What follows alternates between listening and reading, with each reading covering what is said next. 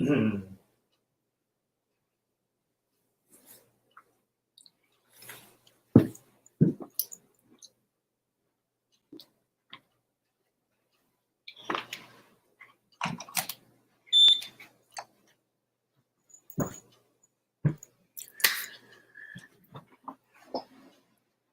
you see me sneaking in there to turn on the countdown clock? I just had to get that baby on. 75 days, 16 hours, 27 minutes, and counting down to week 0, game 1. We all know what the situation is. May not be able to make it in 75 days, but we're pushing hard to try to get football on the field, college football in 75 days. And, of course, that's the countdown clock, and that will forever be the countdown clock to the beginning of college football. Let's get it in there. There you go. 75 days to college football. The estimated 2 p.m. Eastern Time kickoff for week 0 here at Mark Rogers TV, the voice of college football. And if we get other news that's going to push back the season, so be it. But for right now, 75 days. 75 days to August 29th, week 0. Week 1, of course, just about everybody else is starting on week 1. Your favorite teams probably beginning play on week 1, which would be 75 plus 7. Do the math for me. 82 days to opening day for most teams around college football. If your team plays on a Thursday night, boom. Then you got 80 days to week 1 college football. All right, we're here on a Sunday night, 10 o'clock Eastern Time. It's our aim to come your way each and every Sunday night at 10 o'clock Eastern Time. Unfortunately, I apologize, that's not always possible based on other obligations, but it's my aim to be consistent with this 10 o'clock spot on Sunday night. I hope you could have joined us. Hope you were there for our Clemson live stream tonight, a few hours ago with Pigskin Pete, with Brian Knight, and with also DeAndre, who joined us to talk Clemson football. And, of course, we had to deal with the race relations situation there at Clemson involving the controversy swirling around Dabo Swinney and his comments and handling of the situation that existed there at Clemson. And then also the players were involved with a protest march on Saturday. We talked about that for about a half hour. Then we kicked it into gear on the football side, talking about Clemson's concerns for 2020, if there are such things at Clemson in the vaunted ACC, if there are any challengers in their division, any challengers in the ACC, that's you, North Carolina. And then, of course, we talked Clemson football. Yes, so it was a good time had by all.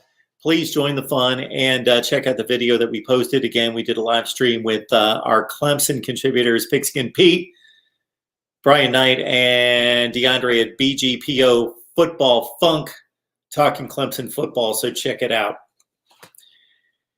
My name is Mark. I run this YouTube channel here. We talk college football each and every day. It's our goal. Do we hit it each and every time? No, we don't. No, we don't. I got to admit, we don't hit it every day, but it's our aim, and we will get there one day to provide the best in discussion, debate, and analysis of the game we all love. For you, the hardcore, smart college football fan. And if you fall short of being the smart college football fan, there is hope. There is hope. Stay with us. Stay here. We are here to educate. All right. So I am here to talk college football, anything you'd like. I don't have necessarily anything specific. I was going to run down the headlines here and then also let you know of our roster breakdowns that are being released each and every day. We've covered Maryland, Nebraska, Michigan. And let's see, we've looked at Oklahoma and Auburn. We've got other ones headed your way. Roster breakdowns here at Mark Rogers TV, the voice of college football. It hit me sometime yesterday as I was looking over rosters that I was curious to know what states had populated Big Ten rosters. And so if I get enough views on this video, which it currently doesn't, it has maybe 250 to 300 views, but that's not bad for one day. I tabulated, and this took a few hours to do. I went through all the Big Ten rosters, and I tabulated where these players came from, the states that produce Big Ten players. So again, I went through all the Big Ten rosters, 14 teams, went through all the states, went through all the hometowns of all the players, and tabulated what states had produced the most Big Ten players, from Ohio at 140 all the way down to the states that had produced one Big Ten player and all the ones in between. I made a graphical error, so please excuse me. Florida was represented. They were represented in my count. If you look in the description section, I just bypassed them when I was building the graphic, and there was just too much work put into that to go back and tear it up and redo it. So my apologies to the great state Florida, the Sunshine State of Florida, which is one of the top 5 football producing states for the Big Ten, which is quite a feat when you think about it. You know where Florida's located, you know where Big Ten territory is, and to think those schools in Indiana, Illinois, Minnesota, Wisconsin, Ohio, Pennsylvania, all those schools up there are drawing all those kids out of Florida. That's how much talent is in Florida. I may do it for the SEC. I looked at Alabama and Auburn. I don't know if that's of interest to you. I was going to make a second tier to that, kind of a second layer, because, of course, that's just massive players. So, for example, I would say that it's safe to say that, of course, Wisconsin produces a lot of players from Wisconsin that go to play for the Badgers. Same thing in Nebraska and Minnesota and Iowa. They seem to be the 3 or 4 states that bring in the most filler players, I would say, to fill out the roster from those states. They're not necessarily the best players. They're the guys that play special teams, and they're 3rd on the depth chart. So my next step in that was to analyze the best players in the conference. Let's say your top 20 pass receivers, rushing yardage totals, starting quarterbacks, maybe your top 20 tacklers, sack producers, and interception players, and then see where those players hail from. We may take that on. You, of course, can contribute to the channel at Venmo, PayPal, Cash App, and right here on the Super Chat. But again, directly to the channel, look in the description section of any of the videos. I've got the links there for the platforms that I could provide the links. The other ones, you simply go to Venmo, PayPal, or Cash App, and you search Mark Rogers TV, and we appreciate the contribution, because it's our aim to build the best college football channel possible. Discussion, debate, analysis, that's what we do right here. Let's get started with the live chat. And of course, the lines are open as well at 860-325-3687, 860-325-3687 for whatever you would like to talk about concerning college football, of course. Snake Spence on the line. Go Bucks. BW, Aztec Nation, good to see you. BW, we should probably, in your honor, if I'm reading this correctly, produce a San Diego State preview just for you. Phil B on Florida State, Dalton, Ohio State, Dale Sherm, good to see you as always. Got Snake Spence again on the line. Mick D, yeah, we're live tonight. BIA Punk. See, BIA Punk was very prominent in the Clemson live stream that we did earlier tonight, and he has shown up significantly here recently. BIA Punk, I can see, big Buckeyes fan, and I just want to welcome you to Mark Rogers TV, the voice of college football. Got a call coming in. Here we go. Press 1 to start the call or 2 to decline. The call will start at the beep.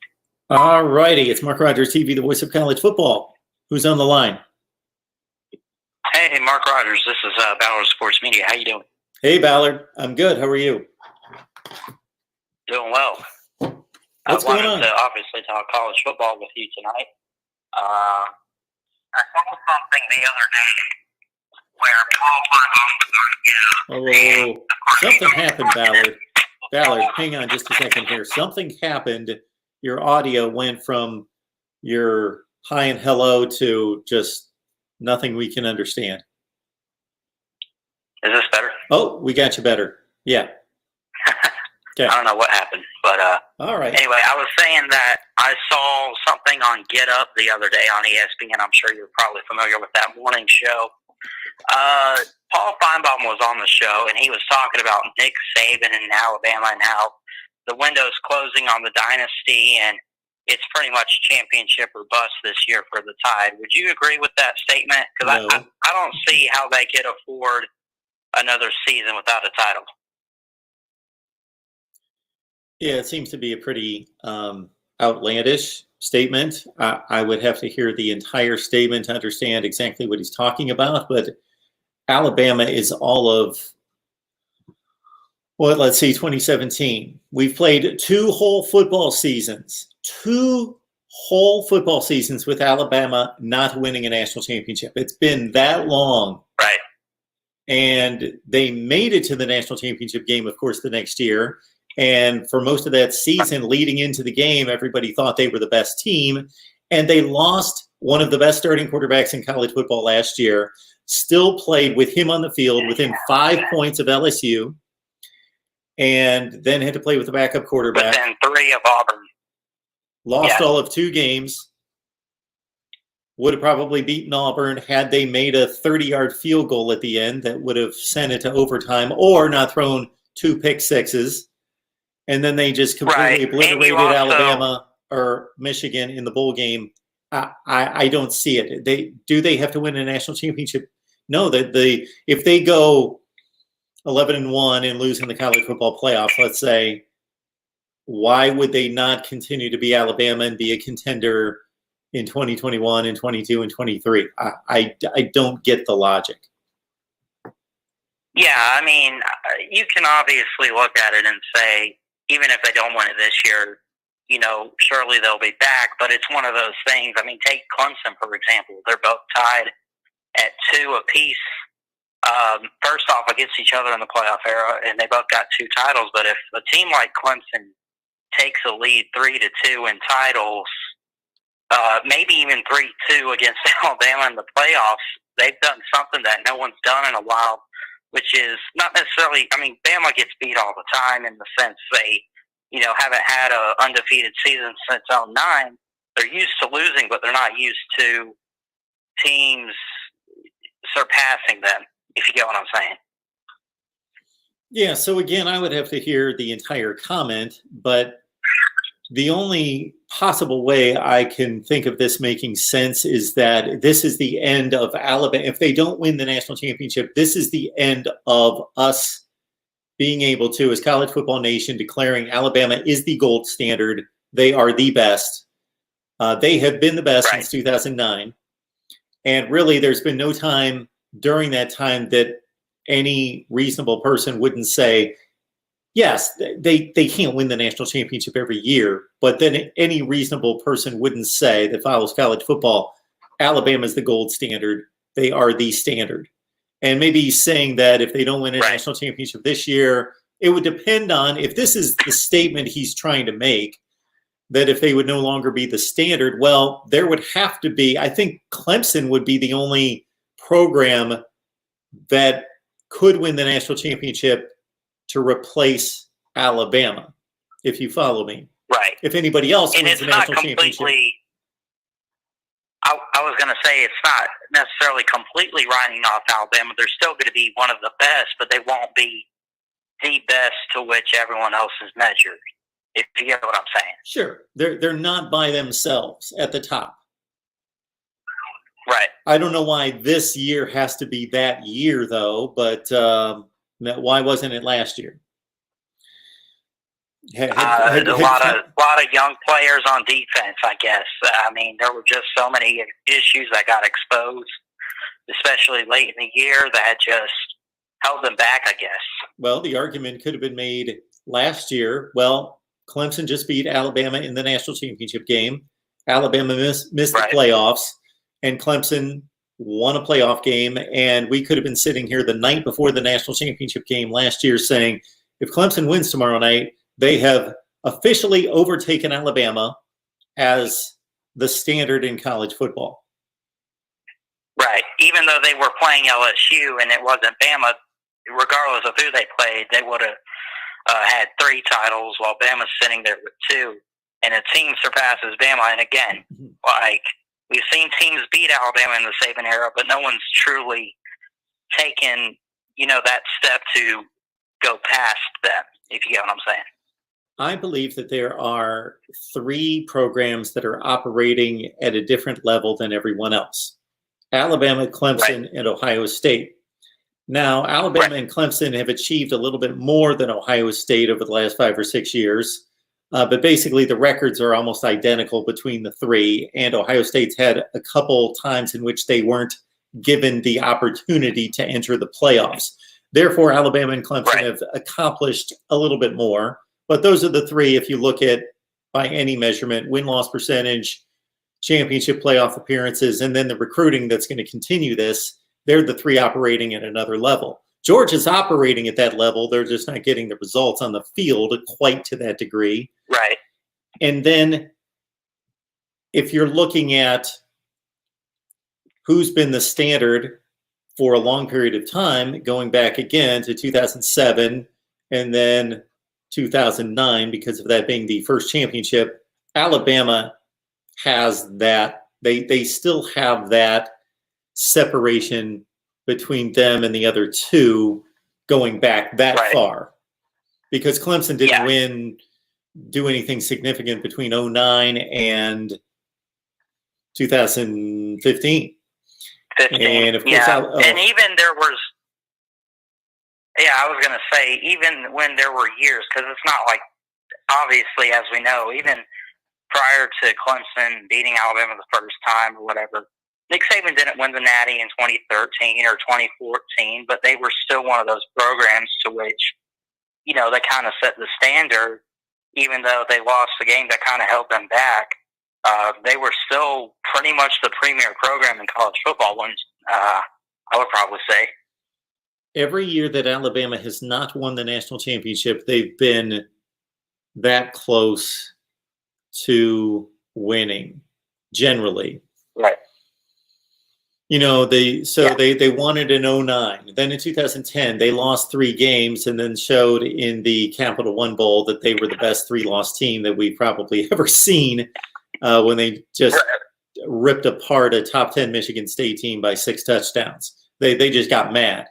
And then in 2011, they dominated and won. In 2012, they dominated and won. In 2013, they were this close to 3-peating, most likely. But of course, the kick 6. Right. And then 2014, even with I don't want to say subpar quarterback. I just want to say not a tremendous quarterback. And they had to run they pretty much had to run into an NFL team at Ohio State to lose by a touchdown.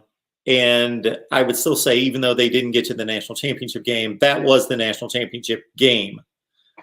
They were the 2 best teams in the country. Then they win it in 15. Then they barely lose, go down to the last second in 16, and they have to have an all-time great effort by Deshaun Watson to defeat them. And then they win in 17. Then they get back there in 18, and then they lost 2 games last year without a starting quarterback for one of the games. So it's kind of been up and down for them a little bit lately. I guess it's been up and down. Is that being up and down? I mean, just, getting there, coming up short, but then going back and winning it again, and trying to get back on top, I guess.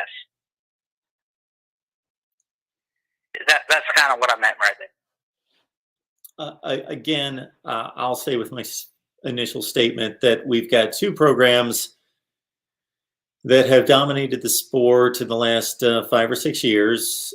We've really got 3 from a winning percentage standpoint, but we've got 2 that have won most of the championships. And we've got a 3rd in Ohio State that's operating on the same level.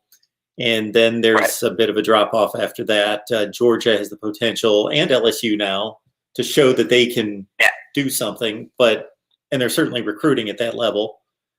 And then Oklahoma is just kind of a different deal.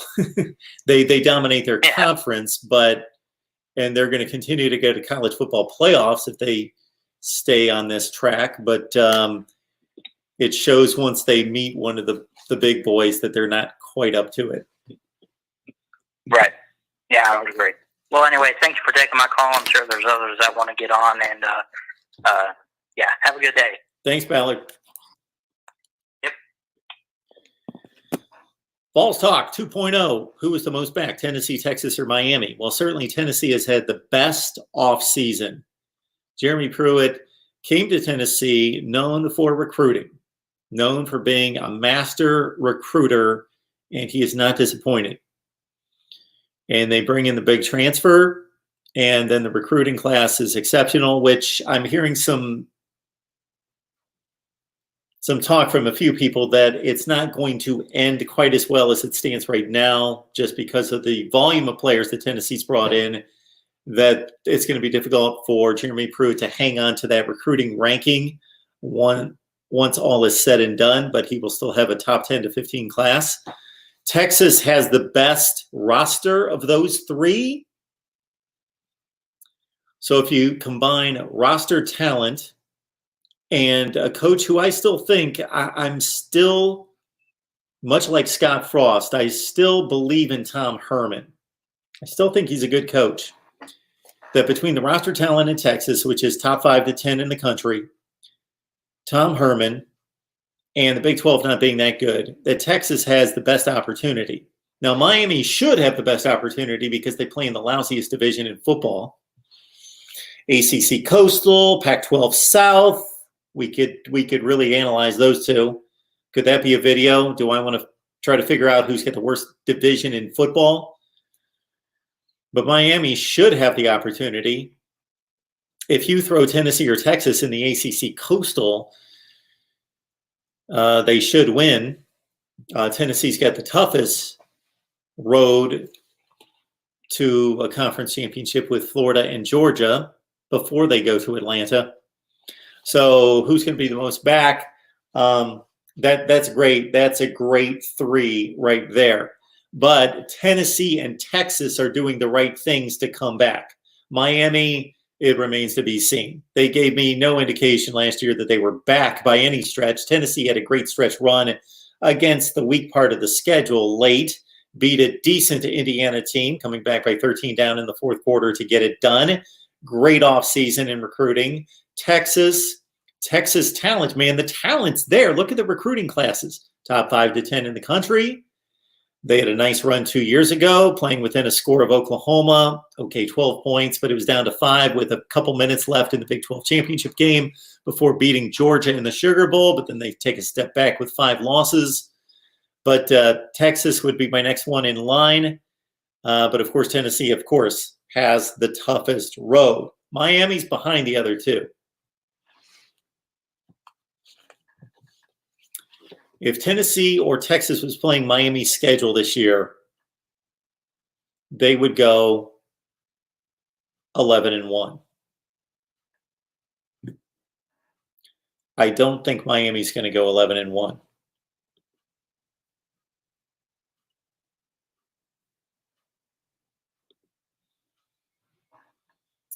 Mark Rogers may know what Spurrier's record was versus Dabo.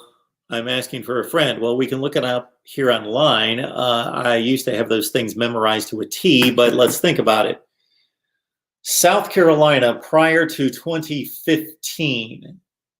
Let's make that 2014. So Spurrier in 2011, 12, and 13 won 11 games. South Carolina finished in the top 5 to 10, 3 consecutive seasons at 11-2. And they beat Clemson all 3 years. They won 5 straight against Clemson. So that would have been Dabo's first year, I believe, 09-10, when South Carolina went to the SEC championship game. 11, 12, and 13, I believe, would be the 5 consecutive South Carolina wins against Dabo. So those were all Spurrier games. And then Dabo beat him in 14. And then Spurrier would have been out in 15, correct? Because Muschamp went 4-8 in 2019. He went 7-6 and lost to Virginia the year before in 18. 17 was Muschamp's best season, 9-4. They beat Michigan in the Outback Bowl.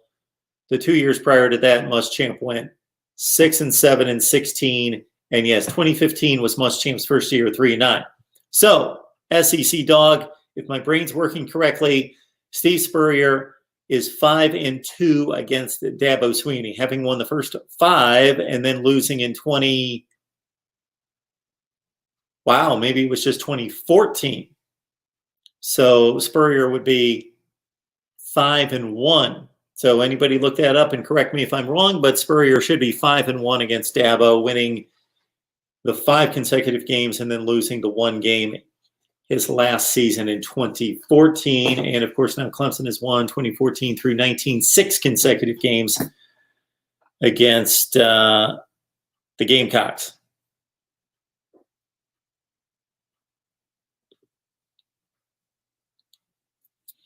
Think any team, this is coming from Barf, think any team will say just come at your own risk and fill the stadium. No, because the teams are not their own entity. They are tied to generally state-run universities, and they operate within states that have governments that are phasing in social settings, but we're still not at that point where we're going to pack in 100,000 people at a stadium. MarkRogersTV, the voice of college football, who's on the line? Hey, Mark, it's McD Sports 4. How are you doing? Hey, McD, I'm doing great. What's going on, man? Hey, I disagree with something you said about 5 minutes ago. You disagreed with me? Are you crazy? Yeah. Really? I must be. Oh, my. Yeah, I must be. You may want to rethink that, McD. This isn't like the 6-team playoff, is it? No. Okay. It's not about playoff. Okay. All right. Because we cleared that one I'm up, more, right? Yeah. Okay. I'm more in line with the 18th playoff right now anyways than the 16th playoff. That was my point. But, yeah. So You talked to somebody about that. Yeah. Okay, McD. But yeah, the thing I disagree with you about is the question that was asked about what team is going to be back. Mm-hmm. Which team do you think will be back? Miami, Tennessee, or Texas? And a comment you made about Tom Herman, basically saying how you think he's a great coach. This guy is not a good coach at all. This guy should be on the hot seat as far as I'm concerned. And if Texas does not make the Big 12 championship, now, Grant, I know a lot of these schools are losing money. I think a lot of teams are going to be reluctant to fire their head coach because of the money issues. But I think that Todd Herman should be fired if he does not make a Big 12 championship game this year. This guy is pretty much a goofball, in my opinion. And you want to know the moment I was done with Tom Herman? When he lost to Texas, or lost to Maryland twice, I guess. No, not that. Not that. It happened after that. I was done with Tom Herman when they lost to Oklahoma State. What was it? 2 seasons ago? He lost to when they got upset by Oklahoma State. Okay. And you know at the end there was a scuffle. Yeah. It was in Stillwater, and then what happened was basically I think Gundy went on the field to pull his players back, and Herman read the whole situation wrong, and it was blatantly obvious what Gundy was doing. And after, so I watched that whole game. I watched the upset, and then when they went out to shake hands in the middle of the field, Tom Herman told Gundy, "You coach your guys, and I'll coach my guys." That's when I was done with Tom Herman right there and there.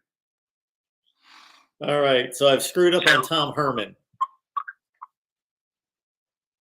Yeah, I just don't think the guy is a championship head coach. I really don't. Okay. I think he's a decent head coach, but I mean, Charlie Strong, for example, I thought he had a very good culture in Texas. I thought he did everything right except one thing, not win ball games. And that's why he was let go. Everything else I think Charlie Strong was great at. So, well, that one thing is pretty big, McD, for a college football coach at Texas. It is. Okay. But, I mean, Texas needs... Sometimes I go on a bit of a limb about this. I don't think these big school programs necessarily need a big, with a big name. Like, I know Tom Herman was kind of a big name at that point because he was Houston, he beat Oklahoma, but overall, I don't think, like, for instance, I don't think these big school name schools necessarily need so much as a big name as just the correct fit. So, well, sure. To me, like, I just overall, I think Tom Herman would be a hell of a job at Texas in 2-3 years. You think Tom Herman will do a hell of a job at Texas in 2 or 3 years? He'll be out of a job. Oh, he's going to be out of a job in 2 or 3 years. You just said that you would get rid of him for not making the conference championship game this year. Well, the only reason I say that is because the whole all the spring sports game canceled, and some of these schools are messed up in money. Now, Texas might be one of those 2 schools that might not be because of their donors, though. So that'll be something to keep an eye on. But and I'll say this one thing about Texas. I think if Texas loses to Oklahoma in the regular season, but get themselves into the Big 12 championship game, I do think Texas will beat Oklahoma in the Big 12 championship game. What makes you say that? How would you sit here? I'm not saying that that's not going to happen. It's just kind of odd. I don't really know what you would be analyzing to make you sit here in June and say, if Texas loses to Oklahoma in the regular season, I see them beating them in the championship game. What makes me say that is 2 things. Familiarity with one each other. And 2, it's just tough to beat a team twice in one season. Especially like teams talent-wise that are that close. I mean, they're both neutral site games. I do think every year, even when like a team is down in a rivalry, I always say a team has a shot. I don't think Texas is necessarily going to be down this year. I think they have a very good shot. To me, it's going to be either them or Oklahoma State in the Big 12 championship game against Oklahoma. And I just personally think that overall, and I personally think Oklahoma is going to beat both of those teams in the regular season. So, McD, a couple of years ago, we did have a rematch between Oklahoma and Texas, as you well know, in the Big 12 championship game. I ran the numbers at the time. I went through conference championship game history. We posted a video at the time, and I don't remember exactly what the numbers told us, but they were pretty inconclusive to say, does it matter? Is it difficult for a team to beat another team on that second time, on the rematch in a conference championship game? And the numbers are pretty inconclusive. Okay. It's pretty much, it's almost 50-50. Okay.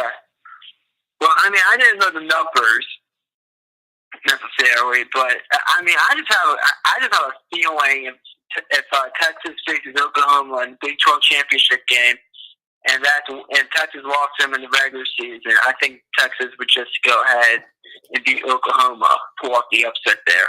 And I also have one other question. Okay, well, I've got one other point to make before you get to your other question, and that would be probably it was somebody like you that drove me to make that video, because you're always throwing at me trap games, and people throw at me division games are more difficult and things like that.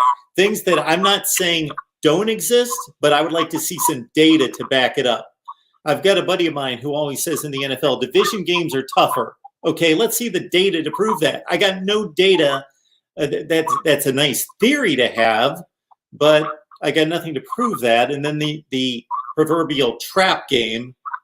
And again, yes, do teams lose trap games? Will we consider trap games? Yeah, but they may have just won the previous 18 trap games. So yeah, there are going to be trap games that come out as losses for teams. I want to see the data that proves that the trap game actually exists. Okay. All right, next point. Okay, it's actually 2 points into one.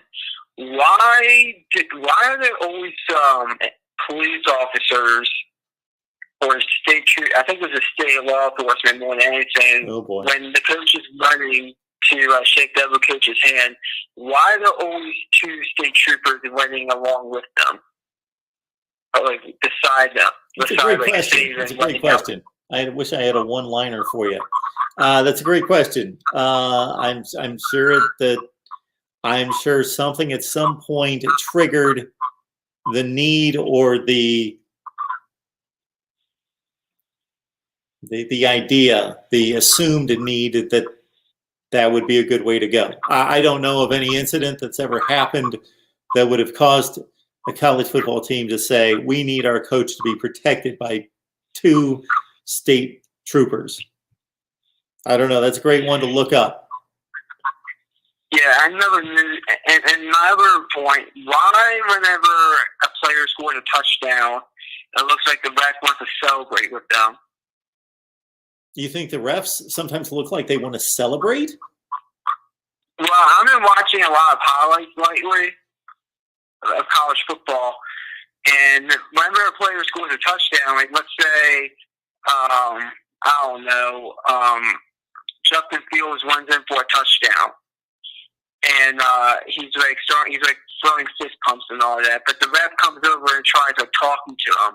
It's like standing right next to him. I don't know if you noticed that on watching the games, but why did the refs go over to the players and act like they want to celebrate with them? Well, they have little other fun during the game. Maybe they just want to take part in the celebration. I don't know.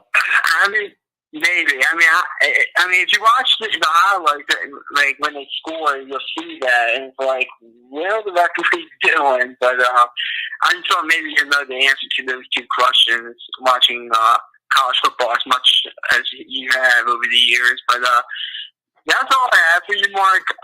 Thanks for taking my call.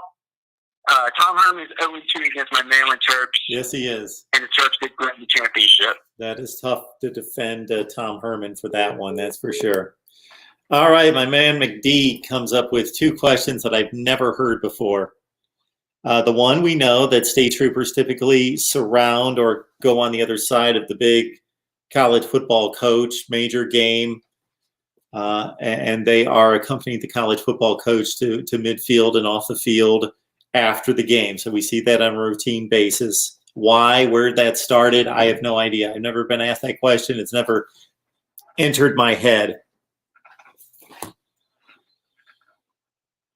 One of my real flaws in life, especially doing what I do and doing what I did in a previous career of sorts, almost the same career, but still in television, but as a reporter anchor, is I'm not a real curious person. I pretty much let people live, and I'm not curious to know what's the neighbor doing across the street, or what's this person doing, what's that, why do they do that, why do they say that, he just took her in that office, and there, it sounds kind of loud, what are they, I'm usually not, I'm just not a curious person. I guess most people just don't really interest or intrigue me. So I'm not a very curious person to think of things like that, like those state troopers, I wonder where that started, wonder where they came from. And then certainly I've never noticed that the officials seem to, at the front of the phone call, it sounded like McD was telling us that the officials like to join in the celebration. Has anyone seen this? Does anybody know what he's talking about? And then later in the conversation, it sounded like McD was saying that the officials like take the football and then they've got something to say to the player that scored the touchdown. If anybody has any theories on those two, and certainly the first note about the state troopers, that can be Googled.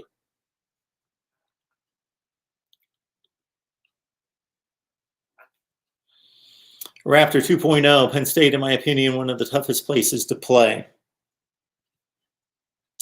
I would agree. SEC Dog.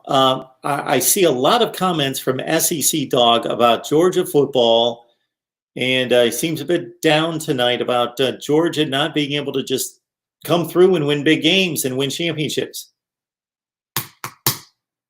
I think I bypassed some of those comments. I put them on the screen. I don't remember exactly what he had to say. Here he's talking about Jake Fromm can't complete a 5-yard pass. Lawrence can't throw anyone open, so I guess Fromm and Lawrence are equal. There you go. There's another one, McD. Whiteout games. So Raptor had said the whiteout is a weapon for Penn State football at home. I would like to see the evidence.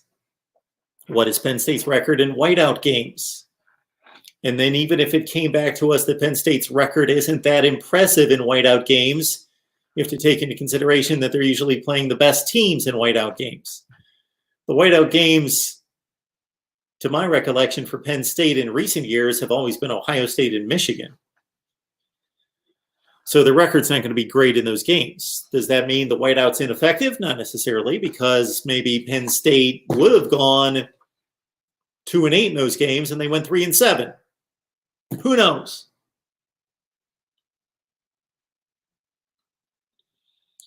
Lee Smith is not worried about Penn State this year.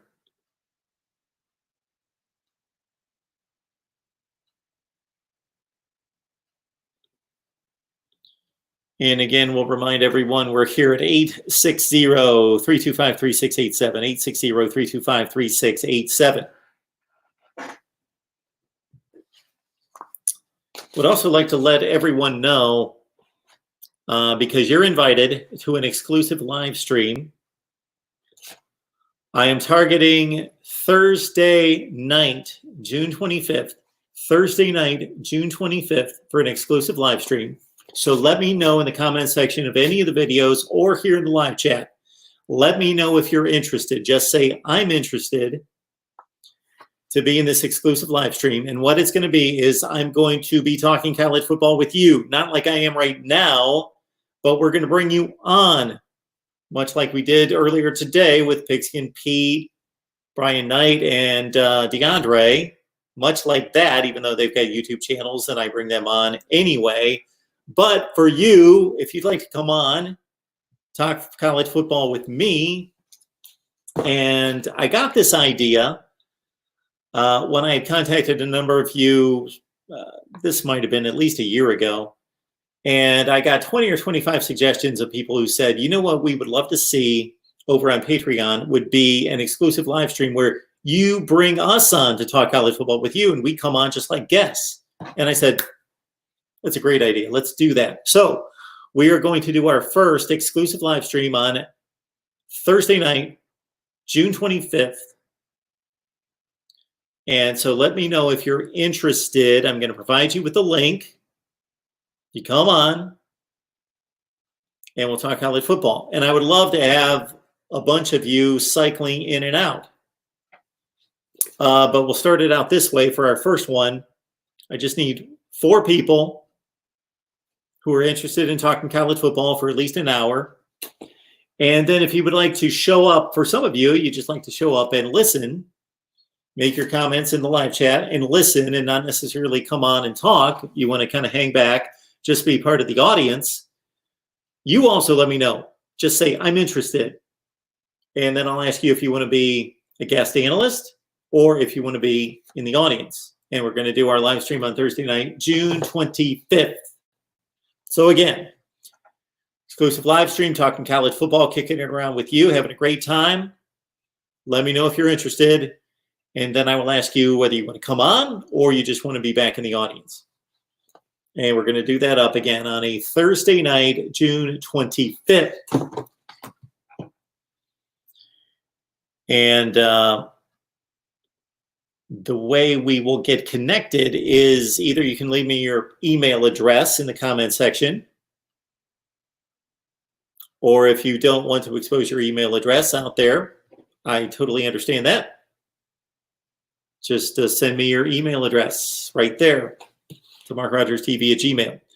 Leave me your email address at MarkRogersTV at Gmail. I saw Uncle Lou in the live chat. I asked Lou to come on for us to do a Georgia live stream. We'll get that together here in the next couple of weeks. That would be a lot of fun. We'll bring on Uncle Lou. We'll talk Georgia football. We'll do a live stream, have a live chat with you guys. We'll bring on your comments, your questions to hit Lou up on Georgia football.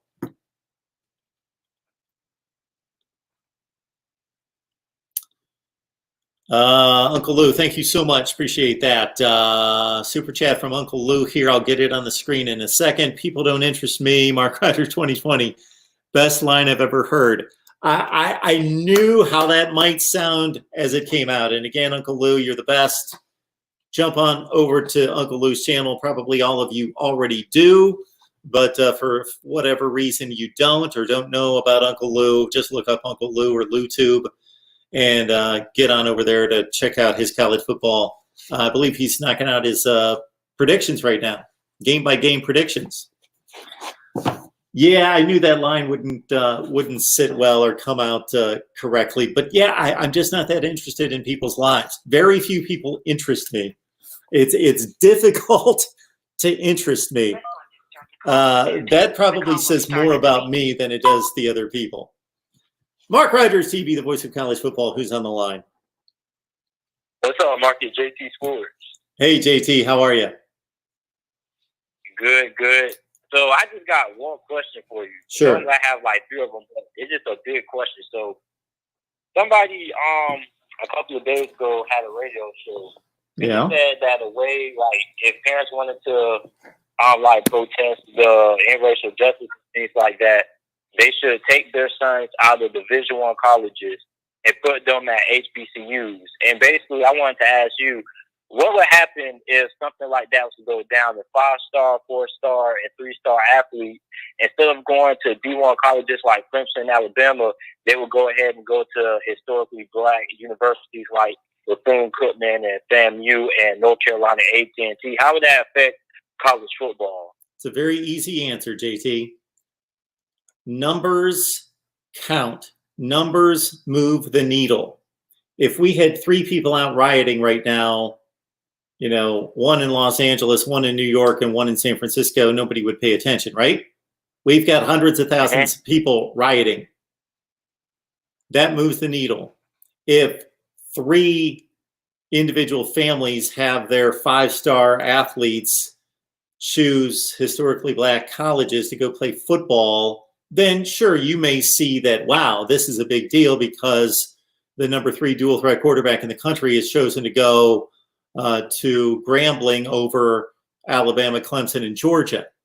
So yeah, it would be a story, but if it was limited to a couple players, that's not going to have any impact. But once volumes of people decide in unison to do something, then it moves the needle.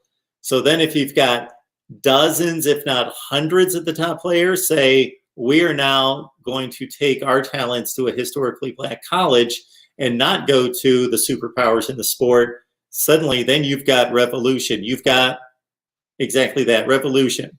It's like all the time when people complain about ticket prices in Major League Baseball, let's say, for example. I've often said the Major League Baseball fans should get together and they should boycott all the games for 1 month. And that would grab people's attention. That if the stadiums were empty for a month, then that speaks volumes. And people would, the billionaire owners and the millionaire athletes, that would shake them up a little bit.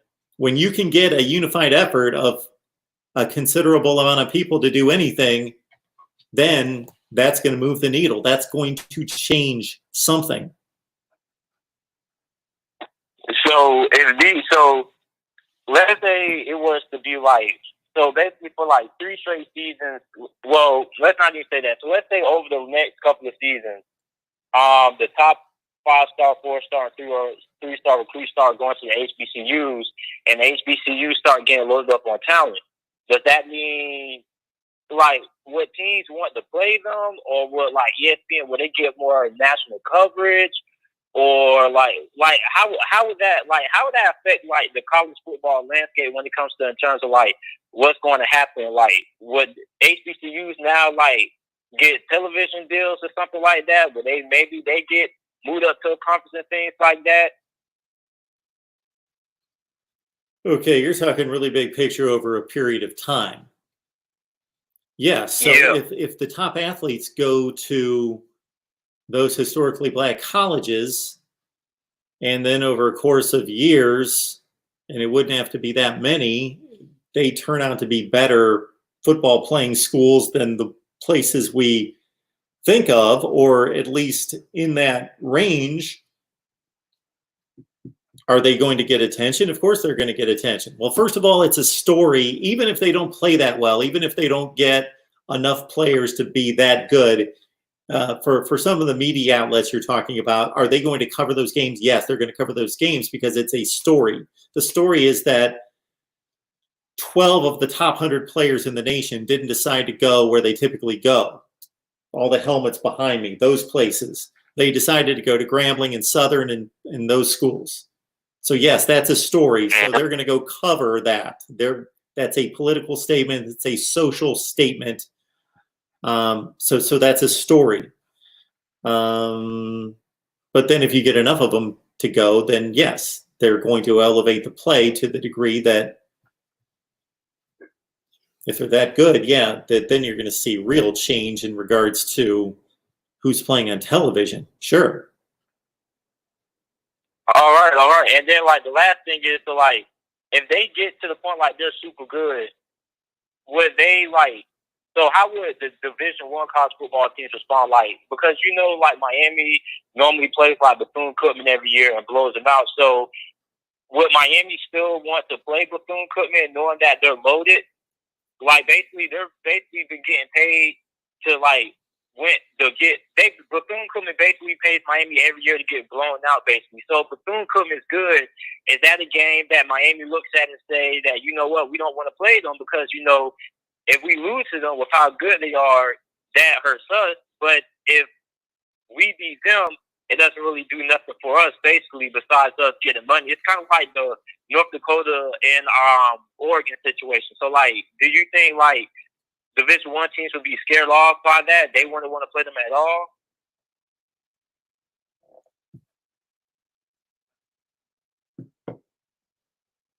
Well, sure, there's always a risk-reward component when anybody schedules anybody that they take into consideration.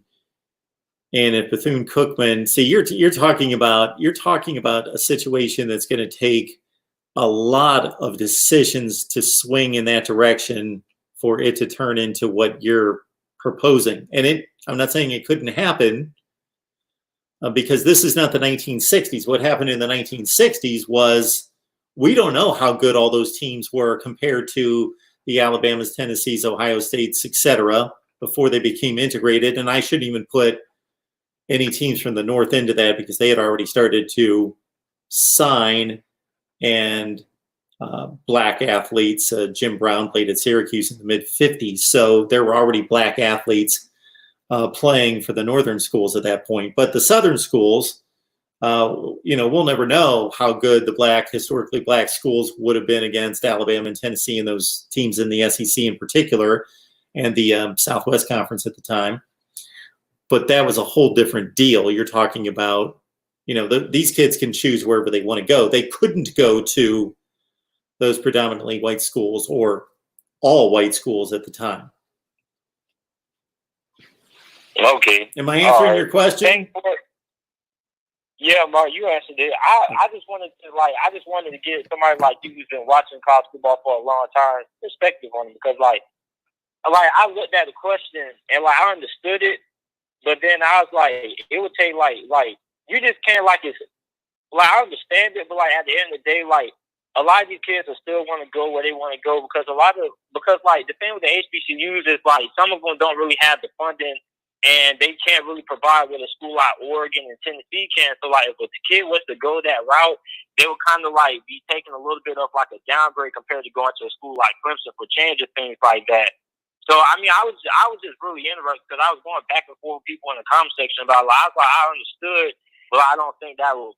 I think, like, I'm not saying it could have happened, but I said I doubt it really could happen. Like, you may have a few kids here and there who may go. Like, it was one kid a few years ago. He didn't go to HBCU, but he chose Princeton over Alabama and some other schools. So, I mean, I'm not saying it couldn't happen. I was just arguing with people down in the comment section. I was like, you know, the question is, like, can these HBCUs get these kids to the NFL and things like that? And a lot of them were saying, man, a lot of them kept on saying, like, if talent's there, the NFL is going to go wherever the talent goes. And I was like, yeah, that makes sense. But, I mean, let's say somebody goes to a school like Bethune-Cookman, and they end up playing good, but they're a third-round pick versus they would have went to a school like Georgia, they probably could have became a first-round pick and things like that. So it's like a lot of interesting arguments to it and things like that. But I like how you broke it down, basically. Well, it makes sense because you. JT, let me give you one more analogy. This might be the best way to put it. Think about in the last several years when players have opted not to play in bowl games because of the NFL draft. Has that made headlines? Of course. When Christian McCaffrey says, I'm not playing, you know, pick your player, top players, Leonard Fournette, I'm not going to play in a bowl game because I'm going to prepare for the NFL draft. That's made news, that's made headlines. But there's like one player per game, 2 players per game, if that. You're talking 15 or 20 players over the course of 40-some bowl games. So, yes, we talk about it. It upsets people. We want to see the best players, but it's only a couple handfuls of players. So, does it hurt TV ratings? Does it hurt college football? Do people care that much? No, they're still watching the games. Yeah. So, but if we started having Michigan and USC show up at the Rose Bowl and 2/3 of their starting lineups aren't playing because they say, well, we're going to prepare for the NFL draft. We don't want to get hurt. And that game was just severely tarnished and downgraded because of the lack of talent on the field. And suddenly that's happening all across the board during bowl play. Then people are going to stop watching the bowl games. They're going to be like, well, this is a complete joke because nobody's playing. Same thing here. If it's a handful of athletes, yeah, it's a story. And we'll say, wow, the number 5 quarterback in the nation went to go play at Grambling instead of playing at these other places. And the number 3 running back went to go play at Southern instead of playing at these other places. And yeah, it'll be a story. But when it's a smattering of players, it's not going to be a big deal. Now, if hundreds of them start to make that decision, then it would change the landscape completely. Yeah, that makes sense. I know I said I'm just gonna leave you with this one. I'm gonna hang up. You can answer it once I get off if you want to. So David Shaw, the coach of Stanford. So Stanford has normally been a predominant Pac-12 powerhouse for like the last few years, but like I know it's like the last 2 seasons, like they kind of haven't been like what they used to be ever since McCaffrey left. And I'm not saying McCaffrey made the program because Stanford has had a really solid tradition over the last decade or so. But if you think so, and I'm gonna let you go after I ask this question. So if Stanford doesn't do good this year, let's say they go 8-4 again, maybe they go like 7-5 or something like that. Do you think it's possible that David Shaw leaves Stanford for the NFL or goes to another program? Because he's been a very high candidate for the NFL for a while. He's turned it down, similar to like Harbaugh. Like Harbaugh was the hot candidate coming out of years for Stanford, and nobody thought he would leave until he finally left for the 49ers. So, like, do you think it is the potential that he could end up leaving Stanford? Well, the longer David Shaw stays at Stanford and the more his program declines, the less of a hot commodity he's going to be for the NFL. So David Shaw went 4-8 this last year. David Shaw, I think, is a highly intelligent individual and is running a great program at Stanford. When I say great program, I don't mean on the football field necessarily. I mean in total. Of course, they have all the academic things in place, but he's running a clean program as they would at Stanford. And he's also just a just well respected. Anytime you hear a conversation about what coaches are the most respected in college football, he is right up there.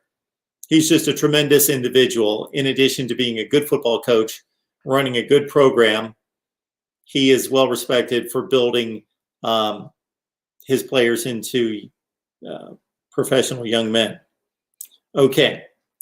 David Shaw, though, where I will not give him much credit is he inherited what Jim Harbaugh built. Mm-hmm. So Jim Harbaugh took a 2-win program and made it a BCS bowl team and a Pac-12 champion. David Shaw took that, and to his credit, he continued that. But if you look at David Shaw's results from, let's see, Harbaugh would have left in like 2011.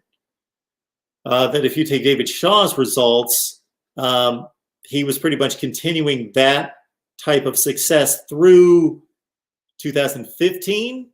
So for about 4 years, winning the Pac-12, winning a Rose Bowl, finishing top 10 in the nation, going to Pac-12 championship games about every year, being right there with Oregon when Oregon was really good. And now, you know, like you say, a lot of 8-4s since then, and 4-8 last year. So he's going to have to show me something that he's able to turn this program around, because right now, Washington looks better, Cal looks better, and Oregon, obviously, in that division. And so unless somebody really, really likes David Shaw at the NFL level, his stock is not going up right now like it was 3 or 4 years ago.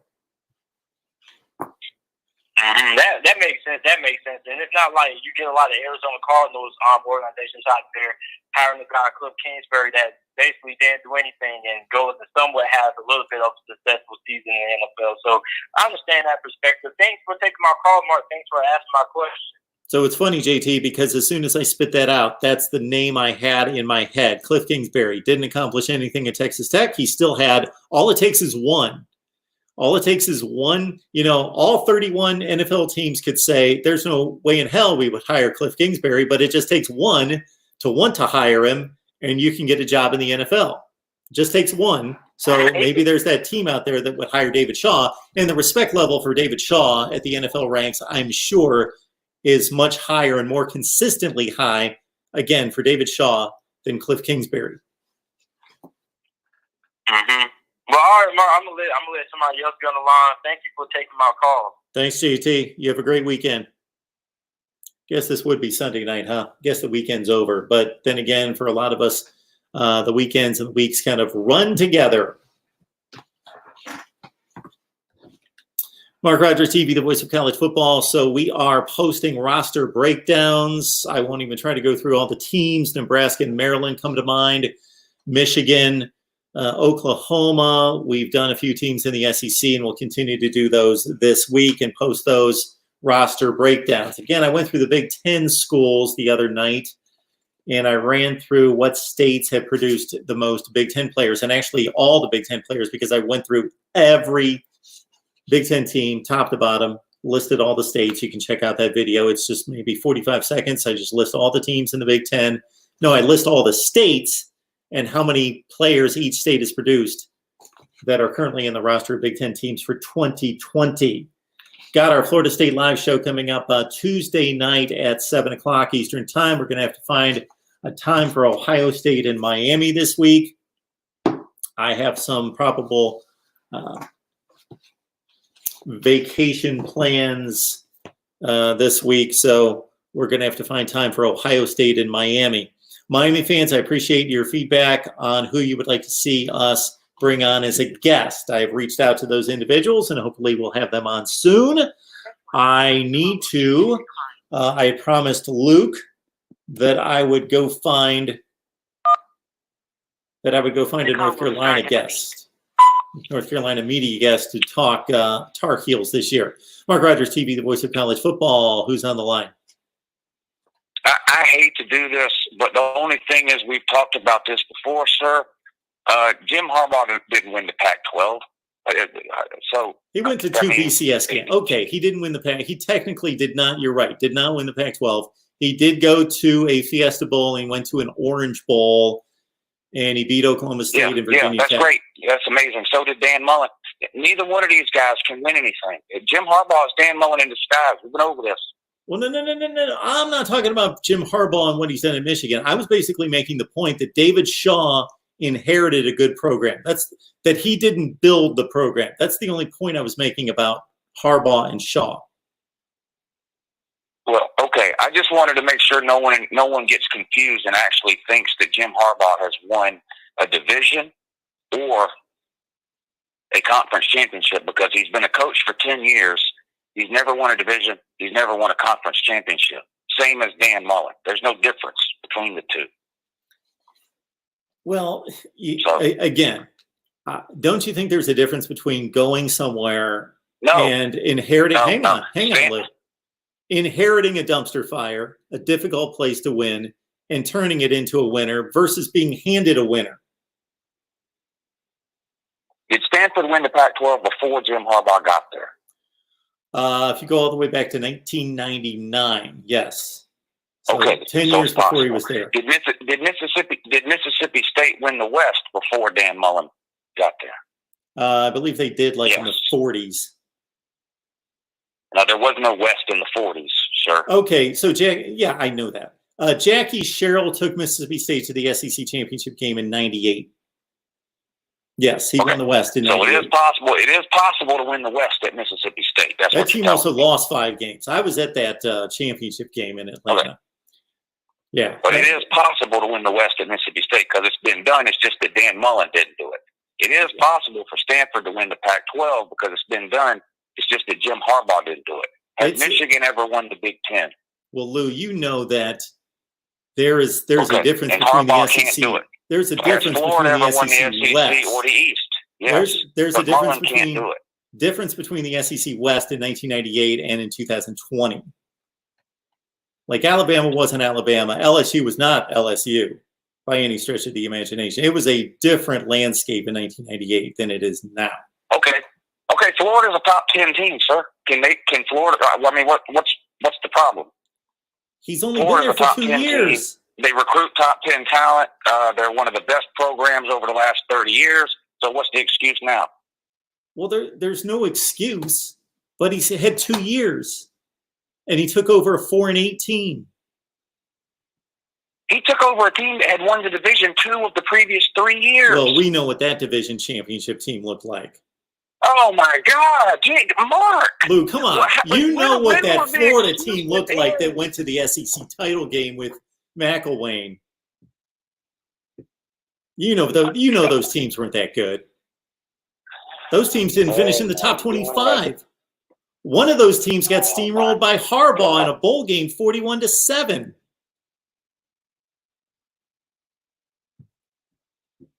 Okay, tell me, besides Jim Harbaugh and Dan Mullen, yes, tell me every other elite coach in college football, Power 5, who's been doing it for 10 years or more, that's never won a division. Well, okay, Lou, you're okay. You want us to pretend Mullen and Harbaugh are elite? Name the third coach that's elite that's been doing it for 10 years and has never won a division. Who is it? Lou, when did I say that those guys were elite? Well, that's what it seems like. That's what it seems like you're implying. No, what I was saying about David Shaw, the conversation was about David Shaw. I was asked about David Shaw, and I was just making a distinction between inheriting a bad program and turning it around like Nick Saban did at LSU. LSU was winning 50% of its games during the 90s. Nick Saban goes there, boom, SEC championship, national champion. Great job. Versus being handed a team that had gone to 2 BCS bowl games like Harbaugh handed Shaw. I was just making the distinction between building a program and being handed a good program and just maintaining. Right. Nick Saban's an elite coach, so he goes to a program with a history of winning and wins. Dan Mullen goes, can't get it done. I don't understand. Who's the top 5 coaches in football? Mullen's been at Florida for 2 years. If we're sitting here Yeah, in no. 3 But years he's been a Power 5 head coach for 11 years. at He's never won a Mississippi division. State. Okay, name the third coach besides Mullen or Harbaugh who's amazing for 11 years but hasn't won a division. I don't think those guys are amazing. I think Mullen's better than Harbaugh. It's just Mullen and Harbaugh? I think they're really good The rest coaches. of the coaches. One of them coached in a Super Bowl. Okay, what's the difference between Mullen and Mike Leach? One of them took over a 2-14 team in the NFL and went to a Super Bowl.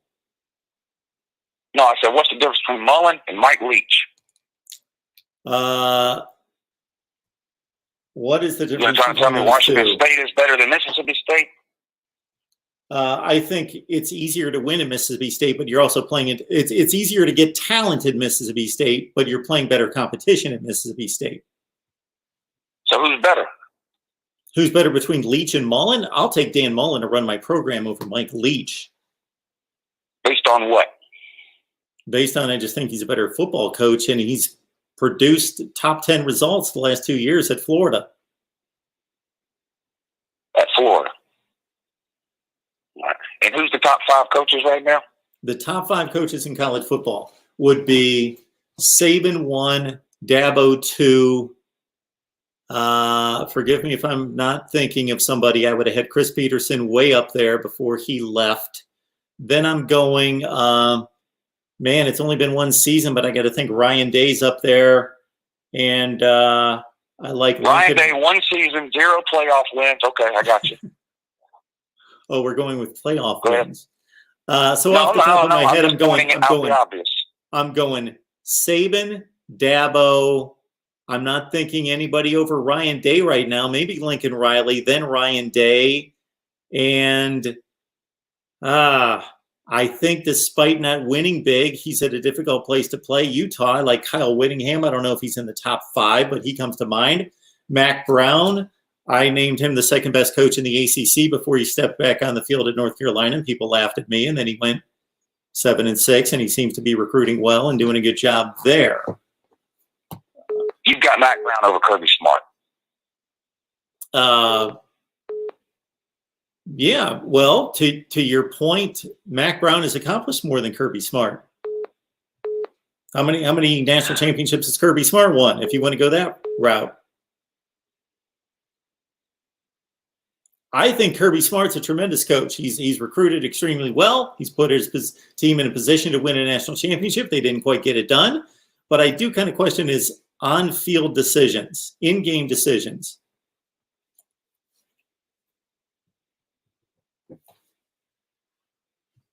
Still with me, Lou? Barely. I'm not being honest with you. Barely.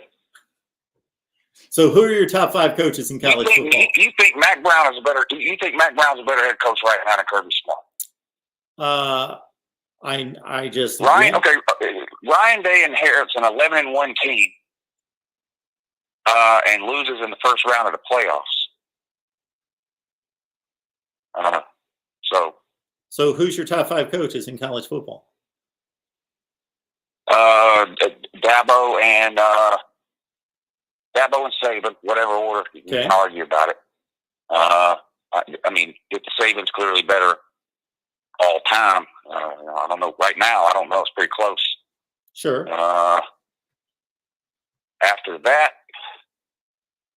I think, well, the arguments can be made for Lincoln Riley and Ryan Day. You just pissed me off when you said Mack Brown and Kyle Whittingham.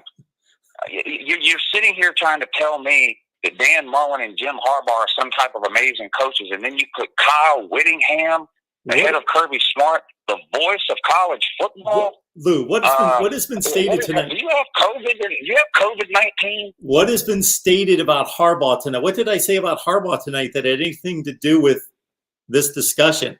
I said that he took a 2-win program at Stanford, handed it to David Shaw as a top 10 team 2 consecutive years. That's the only thing I said. The conversation was about David Shaw. Yeah, well, yeah, I know. But what got me started was when you said that Harbaugh won the Pac-12 at Stanford, and that's just not, But we went over that in the beginning, though. But because Jim Harbaugh is Dan Mullen, they're both the same. They've both been at 2 different schools who have won conference titles and division championships before they got there, yet somehow they weren't able to do it, but it's a million excuses. And they're both at schools now who have won divisions. Well, Michigan has never won the division, but the conference titles, national titles, and neither one of them can even beat their rival, much less win their division. And, but they're amazing. Are Jim Harbaugh and Dan Mullen better than Kirby Smart, too? Well, Lou. Dan Mullen's 0-3 against Kirby Smart, and what's the total score? Like 130-30. How much better than Kirby Smart is Dan Mullen? If I took the same argument to you about Kirby Smart, I could say the same thing and just take it to the national title level and say Kirby Smart can't get it done. What if I said Kirby Smart can't get it done? Yeah, Kirby Smart can't get it done. In his second year ever as a head coach, he made a boneheaded decision in the national title game against the greatest head coach in the history of college football. You are proving my point. When Nick Saban was in year 2, he was busy. When Nick Saban was in his second year as a Power 5 head coach, he was busy losing to Indiana. Exactly. You're proving my point because I get on here all the time and have people cut down Kirby Smart and then Georgia doesn't do anything. And I said, he was in his second season and he comes within an eyelash of winning a national championship. Then the next year he comes within an eyelash of winning the SEC against the best team in college football. So give him a little bit more time, but he's got the program right there. Mullen took over a 4-8 program and he won. Yeah, Kirby's terrible because he lost in his second year ever as a Power 5 head coach to the greatest coach in college football history. But Mullen is a genius because he lost to Kentucky and has never won a division in 11 years.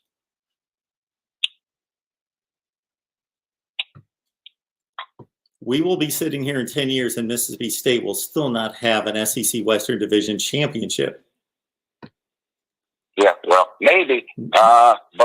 Anyway, set this thing up with me to come on your show so we can continue this. Okay, absolutely. Whatever it is. I emailed you back. Anytime to do with me, just let me know. I'll make it work. Absolutely. We'll do that. All right, buddy. Thanks, Lee. Appreciate it. All righty. All right, bye. So again, if asked a question about, let's say, top 5 quarterbacks in the nation, top 5 coaches in the nation, I may not necessarily be ready with my final answer. That's why I typically shoot videos on these and say, here are my top 10 coaches in college football. Here they are. Or whatever the question is. But if you're going to ask me, then I may spitball and miss a guy or start talking about somebody and forget that I haven't looked at the Big 10 or the Big 12 or whatever. Gary Patterson, I think, is a great coach, but had a down year at TCU. He's had a few rough years at TCU, but he's proven over time that he can coach. Kind of like a Kyle Whittingham kind of situation. You got to take the resources at the university into account. Mark Rogers TV, the voice of college football. Who's on the line? It's Tyler P. here.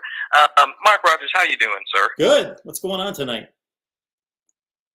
Well, I was just listening to you versus Lou. I think Lou had to take that one. But the thing about Dan Mullen, you said that he inherited a 4-8 Florida team. Wasn't that Florida team still a top 10 team based on roster talent, sir? Yeah, and he finished in the top 10 with it. So basically what another coach could not accomplish, what 2 other coaches couldn't accomplish with similar talent there, Muschamp and McElwain, he did take top 10 talent, and he did with it what he should have done. Yeah, and that was basically the point I was going to prove with that. He can, get the games that maybe he's supposed to win done. He just can't win the big games. Same thing with Jim Harbaugh, Mike Leach, so all those, coaches. In no way was I saying, or have I said, that Dan Mullen took over a typical 4-8 kind of program. They went 4-8 that season. They're not, Iowa State pre-Matt Campbell. They're not Purdue, who went 4-8 last year. No, they had 9-3 kind of talent. I guess 9-3 in the SEC, yeah. But another thing I was going to ask you about, nothing to do with anything that you've said before. I think you guys were talking about Miami when I joined the live stream. what do you think Miami's going to do this year? I mean, look at their schedule. They have one of the easiest schedules in the entire ACC. I don't even think that's close or even debatable. I mean, do they even play a top 20 team this year? I don't know. But what do you think? What do you expect from Miami this year? So they will probably play. I would guess that North Carolina is going to be ranked in the top 25 preseason, and that would probably be it because their two out of division games are Florida State at home and Wake Forest. The game they scheduled against Michigan State, when it was scheduled, I thought, okay, this is going to be fun watching Michigan State, Miami back-to-back years, but Michigan State was only a 7-win team last year and probably lost most of its best talent. So that's not going to be any great feat to go to Michigan State, and that doesn't mean Miami's going to go there and win. They could go to Michigan State and lose, but that's not going to be a great win to beat probably the fourth best team, maybe the fifth best team in that division in the Big Ten East. So they've got it tailor-made for them to they are better than, from a talent perspective, they're better than everybody on the schedule except Florida State, and that's arguable, and North Carolina, and that's arguable. And if anything, if you held a gun to my head, I'd say Miami had a better roster than both of those two, but not by much. So they should go, even if they lose to the two teams that have comparable talent. Even if they couldn't even have a coach to be able to coach them past the two comparable teams, that still puts them at 10-2. But I said the same thing last year, and I picked them to go 8-4 because I figured they'd screw up a couple other games, and I even underestimated their ability to screw up against lesser teams because they did it 6 times. So what do I expect out of Miami? Probably, without making a prediction right now, 8-4. Yeah, I mean, I think that's pretty fair. I did my prediction over on my channel. I had them going 10-2. Hopefully, I'm not that big of an idiot there. I only had them losing to Wake Forest because that was a Friday night game, and to Virginia Tech. I do expect Virginia Tech to be pretty good this year, especially on the defensive side. I think they're returning like 9 starters from last year. But yeah, I mean, do you think King's going to be a huge impact on that offense? I mean, at least I do. Yeah, so here's a kid that has accounted for 50 touchdowns in a season in a conference that's fairly comparable to what he's going to face in the ACC Coastal. So that's a huge upgrade over what they've had because that's, in addition to offensive line, they haven't had a good quarterback there. Brad Kaya was pretty good, but besides him, it's been 10 or 12 years.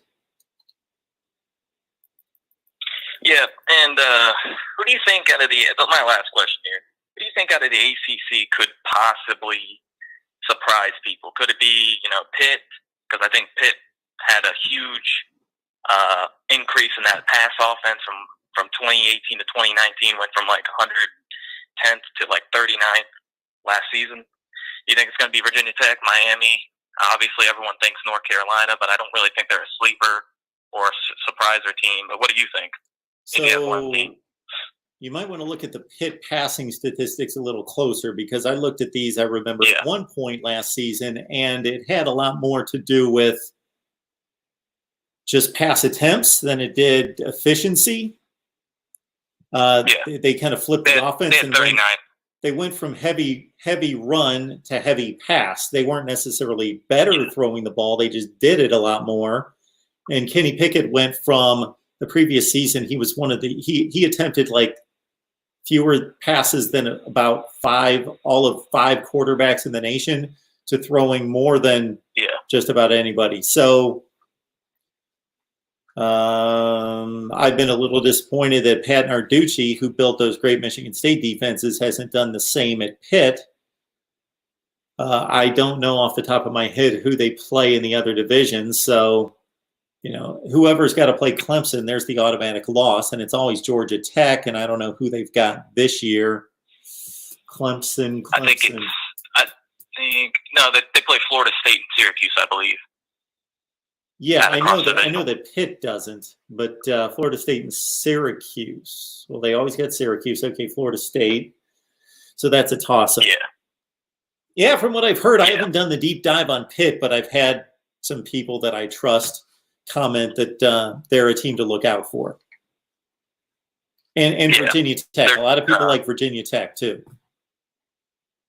Yeah. Well, at least for Virginia Tech, I do expect that defense to be very, very good. But, yeah, that's all I had to say. Thank you for having me on, Mark, and you have a good one, sir. All right. Thanks a lot. Appreciate it. So if we were going to rank coaches across the country or within a conference, I think a lot of things need to be taken into consideration regarding facilities, regarding recruiting footprint, and the brand, the prestige of the program, and all the inherent advantages or disadvantages to the program. Do I consider Pat Fitzgerald to be one of the better coaches in the Big Ten? Yes, absolutely. Actually, once Urban Meyer left Ohio State and Ryan Day was in my rankings prior to 2019, prior to doing anything, of course, and I made him kind of a neutral selection. I ranked Pat Fitzgerald the best coach in the Big Ten, and that was obviously before PJ Fleck took off in Minnesota. Well, Pat Fitzgerald went 3-9 at Northwestern last year. Pat Fitzgerald has a lot of disadvantages at Northwestern, and his team, his roster will cycle down at times and put him in a position where he's going to have those types of seasons.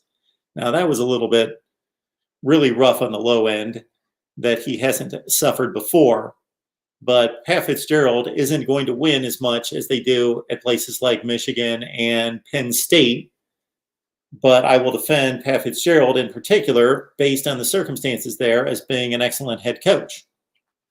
So you always have to keep that in consideration. Kyle Whittingham doing a better job at Utah than Clay Helton is at USC. They have similar numbers during Helton's stay at USC, but Kyle Whittingham's doing it at Utah. Utah is not Georgia. Utah is not USC. MarkRogersTV, the voice of college football. Who's on the line? Hey, this is the end zone. I had two questions. Okay. And these are both sparking from your conversation with Uncle Lou. And the second question might make Uncle Lou mad. First one is, how do you think that Mississippi State will do bringing in KJ Costello from Stanford, and how do you think that offense is going to fare with the shortened off season? No spring ball with the new air raid system. Well, I think that any new head coach that's got a new coaching staff has, in any year, a more difficult situation because they've got one full year of off-season programs, spring football, conditioning, and so forth, and the individual workouts in the summer to progress their program, build the culture, the structure, the terminology, the playbook, offense and defense, and so forth. And, of course, Mike Leach didn't have that. So Mike Norvell at Florida State, Leach, Lane Kiffin at Ole Miss, name any first-year head coach, they've got the added challenge of not having a regular off-season to implement their, again, structure, style, culture, environment, playbook, schemes, building relationships with the players, having their assistants build relationships with the players. KJ Costello had a really good season at Stanford 2 years ago before he started to get nicked up. I believe the figures were like 25 touchdowns, 10 picks, and that was in a very, as you know, a very fullback, tight end friendly offense versus having the speed he has at Mississippi State. But he's going to face tougher defenses playing for Mississippi State. I think he's got a back in the backfield that Mike Leach is going to have a whole lot of fun with in Kylan Hill and making him a pass receiver because he's been a good pass receiver, but he may catch 75 or 80 passes in a Mike Leach offense. So Mike Leach, I'm not really into Mike Leach's style, and he says some things, and he's quirky and says some stupid things, and he's not really the representative of a college football program that I would want. But in terms of the results, I've made this statement a few times that Texas Tech, if Texas Tech finished in the top 25, 5 of the next 6 years, we would be saying, whoever the coach is, it's Matt Wells right now, we would be saying Matt Wells has done a tremendous job because we don't think of Texas Tech as being a top 25 type team. They went 5-7 last year. But to finish in the top 25, 5 out of 6 years, well, that's exactly what Mike Leach did in Lubbock his last 6 seasons, is finish ranked in the final AP poll 5 of 6 years. Then he goes to Washington State, takes over a program that's winning 2 and 3 games a year. By his second season, he's got him in a bowl game. By his second to last year, he has them go 11-2 and finish in the top 10 in the country. So his results are tremendous. And I think he's going to make things – I think he's going to pull some upsets. But you've got to pull a bunch of them to win an SEC Western Division. He may pull an upset against Auburn, but then lose to Alabama and LSU. And he may throw up a lot of 5-3 finishes in the SEC, which are going to be a really good job. But to win that division – they don't have the talent on the roster right now, and their recruiting is going to have to soar for them to be able to do so. Well, and also for his offense, their recruiting is different, really heavily on the wide receivers for the air raid offense. And that's what I was wondering, with the new quarterback coming in, new system for the wide receivers, new system for Kylan Hill, not much time. The air raid is a lot of it is trust between the quarterback and the receivers, and I think that this is probably the worst year to change offenses for any team, I guess. Because it's a drastic change from what Mississippi State was probably running than the full-on air raid concepts. Yeah, so those players are going to have to transition to that, and they didn't have spring ball to do it. Yeah. So all logic says that that you could understand Mississippi State taking a step back or not improving to the degree Mike Leach would typically have them improve because of all the things we just talked about. But in Mike Leach's style, I wouldn't be surprised if they improved. And what were they last year? They went 6-6 and lost the bowl game, right? 6-7? Yeah. Yeah. The Louisville, I believe? Yeah. Yeah. Yeah. Okay, so my second question is a Georgia-related question. And I just kind of think that Jamie Newman is receiving a little bit too much hype, and he's a little bit too overrated. I mean, if you look at his stats against teams with winning records, the stats aren't good. And then from an NFL draft point of view, if you watch his All-22 or his coach's film, he's not a very polished passer, but he's an incredible runner. He's a much better runner than he is a passer. He has got a kind of unconventional style of throwing, and then he gets the name comparisons to Kelly Bryant, and I don't think he's as good as Kelly Bryant was. Oh, you don't think Jamie Newman's as good as Kelly Bryant? No, I mean he gets the comparisons, but I don't know. I mean, if you watch, have you watched any Jamie Newman film? Oh, yeah. Have you seen his throwing motion? It looks like he's throwing the shot put. It's very, very odd. Well, so does Phillip Rivers. True. True. And that's not to cut on your analysis there because I think it's very astute. I'm just saying that some guys are able to get past that. I was looking for exactly what you were talking about because I did some SEC quarterback rankings, and I thought I still had my notes here because to your point, I made the same point about Newman against better defenses. And I even bypassed the first read quarterback too. He threw a lot just on it. Part of that was Wake Forest. I hated the Wake Forest offense. First of all, their offensive line, the right side of their offensive line might be one of the worst offensive lines I've seen in a very long time. And they run a lot of RPOs, but they're very slow developing RPOs. And I guess I personally don't like that. But I just didn't, you also have to consider he's going to receive a lot more talent around him than he was at Wake Forest. The offensive line is going to be much better. Sure. Wide receiver got taken. Although Wake Forest wide receivers were incredible with Surratt, but he'll have a much better team. So I was just curious your point of view on Jamie Newman. Oh yeah, he's going to have a running game like he's never had supporting him, and like you mentioned, the offensive line. Even though he doesn't get to step in behind all the experience they had last year, they still have a glut of talent at offensive line. even though they lose the 4 starters. But he's going to have to face better defenses. They've got to play Auburn every year, and he's got Tennessee and Florida on the schedule, of course, and Kentucky. Yeah. Well, I just wanted your view, because I do feel like he's receiving so much hype from people who maybe all haven't watched Jamie Newman or watched Wake Forest really play. But you know how the hype goes with the media when someone transfers. A lot of people just jump on board without actually having seen him play. And I went in and watched him play, and I was a little bit skeptical, but then I took into consideration the talent level he will have around him at Georgia. I think he's receiving so much hype because of where he's going, not because of who he is. Yeah. Because people are like, okay, we saw what Justin Fields did at Ohio State. He could have been at Georgia. Jamie Newman's a dual threat quarterback. Jake Fromm wasn't. We get to see this other dimension. We've been waiting for Georgia to break through, and we've been waiting for them to be more dynamic on offense. Maybe this is the guy, new offensive coordinator. This has been a team that's loaded with talent. It might be the best roster in the country.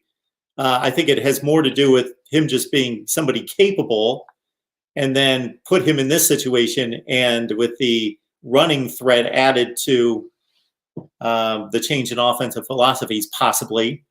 And it's intriguing. Yeah, no, I totally agree. And I also think that Georgia and maybe a couple other college football teams out there like Notre Dame are that one dynamic quarterback away from really entering that elite level of college football, the top level with the Bama and Clemson, basically. Yeah. LSU got that. They got the elite quarterback in, obviously Joe Brady. But, I always compare it to Clemson.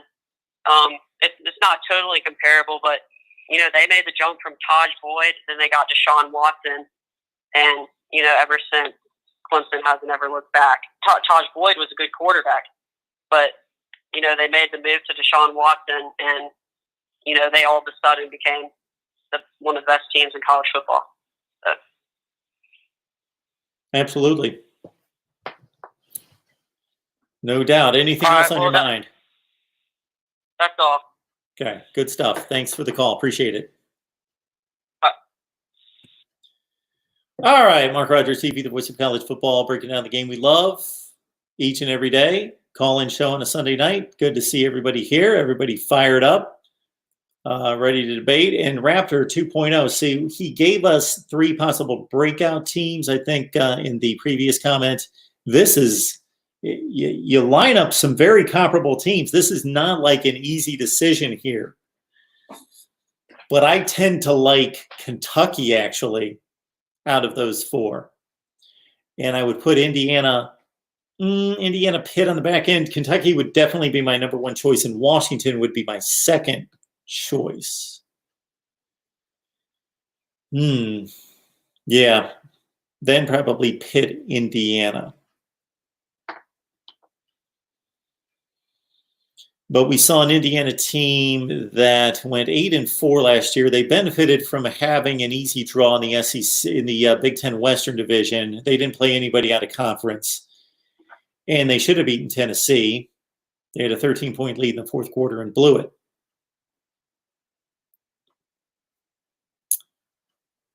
All right. Well, I guess. Well, we've got one more phone call coming in here. Here we go. All right. The call will start at the beep. Hey, it's Mark Rogers TV, the voice of college football. Who's on the line? Hey, it's George, Mark. Let me turn my speakerphone on here.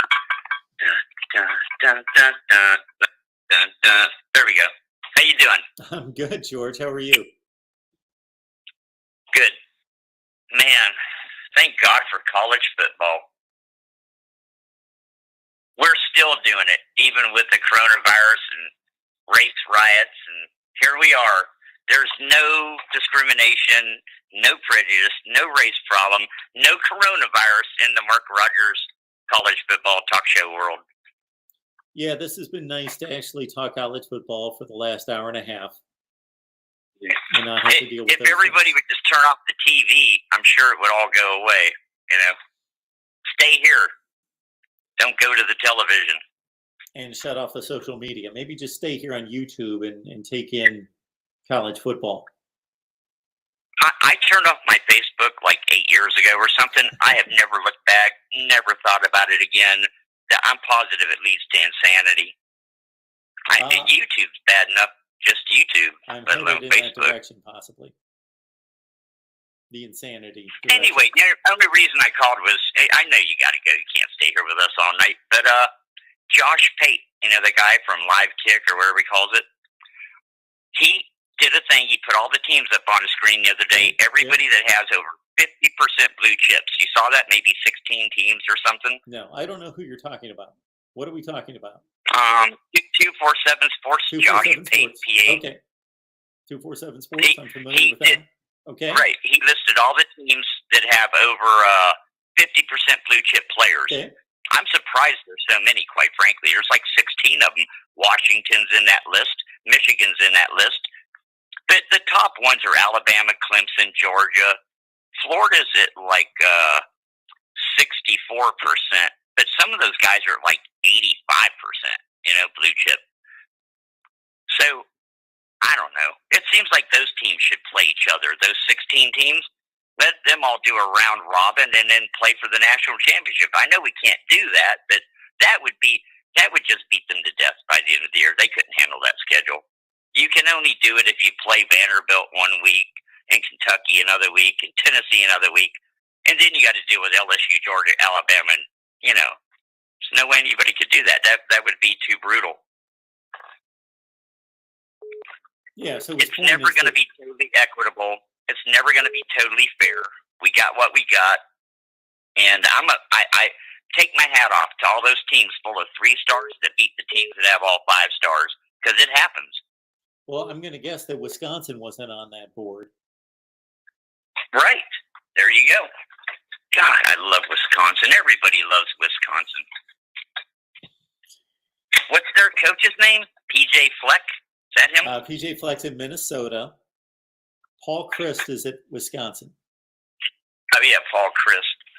Yeah, PJ Fleck, Minnesota. Well, they're practically still good teams. Yep.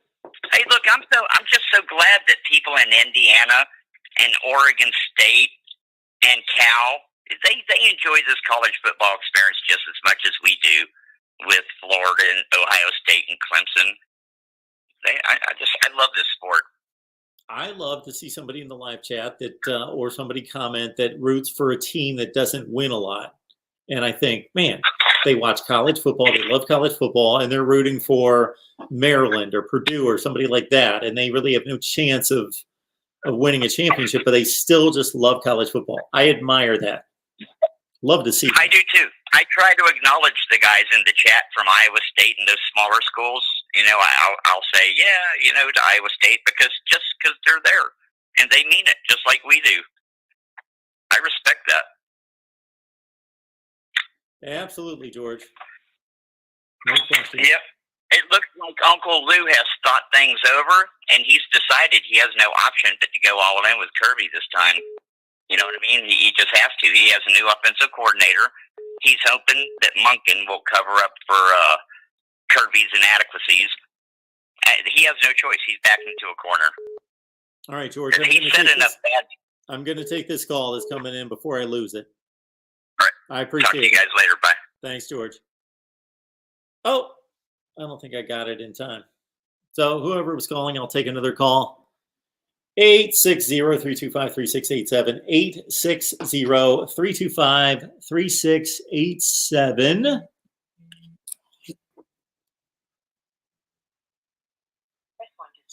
See what we've got here.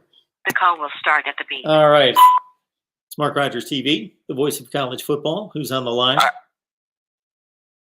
I'm much calmer now. I had to call back in and apologize to you, sir. I didn't realize that Mack Brown won the Big 12 twice in 14 years at Texas. Is he in the Hall of Fame yet? And also, we talked about this before. Recruiting is part of coaching. So, to George, your previous Florida caller talking about the team talent in the blue chips, and Florida's not on the list. Well, you know, Dan Mullen can't recruit. I guess that's Mississippi State problem. Anyway, I apologize for getting heated earlier, but Kirby Smart is better than Mack Brown. There's not anybody that really believes that. That Mack Brown is better than Kirby Smart. I think you just said that to try to irritate me, and it worked.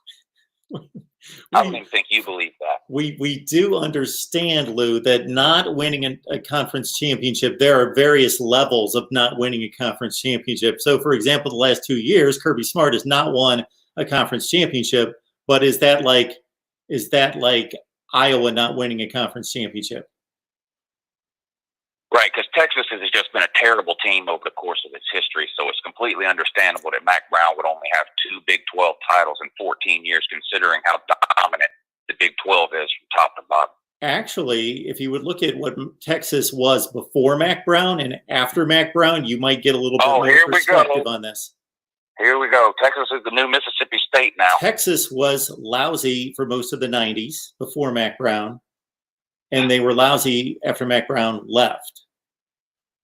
I'm just telling you the way it is. If you look at the records for Texas before Mack Brown and after Mack Brown, you will see a huge difference between what he did. But he was there for 14 years, Mark. Is that long enough to turn it around? He won the Big 12 twice. He went to 2 national championship games and won a national championship. Yeah. Right, and he won the Big 12 twice. I told you I'm calling to apologize. I didn't realize he dominated the conference like that. I didn't know. No, Oklahoma did. I was calling to apologize. Huh? Oklahoma did. Did you say? Okay, is there a team in the SEC that happens to be dominating now? Right this second? I think we Kirby doesn't get that. Okay, so Mack Brown gets the benefit of the doubt because Oklahoma happened to be good in the early 2000s. Well, you can't tell me that Kirby Smart's dominating the SEC. Kirby doesn't know what he's doing because he lost to Nick Saban? Well, wait a minute. You can't tell me that Kirby Smart's dominating the SEC. Does he have one of the top 3 programs? Yes. No, I'm talking about Nick Saban. I'm talking about Nick Saban, of sir. Course. You want to give Mack Brown all these excuses because he had to go up against a dominant Oklahoma team, but Kirby doesn't know what he's doing because he lost to Nick Saban in year 2? Whoa. I have never said anything detrimental about Kirby Smart. If anything, I've defended Kirby Smart for all the people that, when I list Georgia among the elites, say, Mark, what are you talking about? You don't know what you're talking about. Kirby Smart hasn't done anything there. They haven't gotten over the hump. They can't win the big game. And I've said, wait a minute. He gets there. He goes 8-5. Boom. He turns it around. Boom.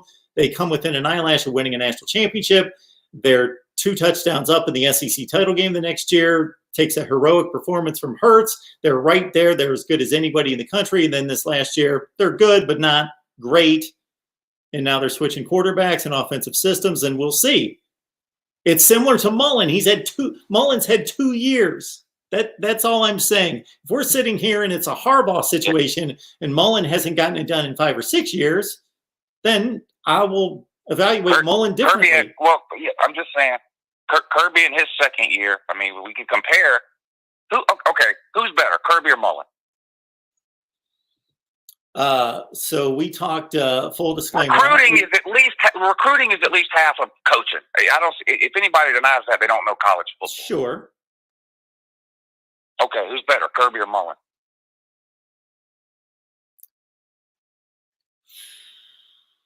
Well, if you My God, know the recruiting, you have to think Kirby about Smart has out-recruited Dan Mullen. Yes. In 2 recruiting cycles, he's out-recruited Dan Mullen. And did before that. Kirby Smart's been amazing when it's come to recruiting. Avoiding the question. Who's better? Who's better? Man, I want to see more. I tend to like Dan Mullen. I don't see him make dumb mistakes during games. Both teams have top 10 talent. Florida had top 10 talent Mullen's first year there. Georgia had top 10 talent in 2018, Mullen's first year. Georgia beat the bejesus out of them.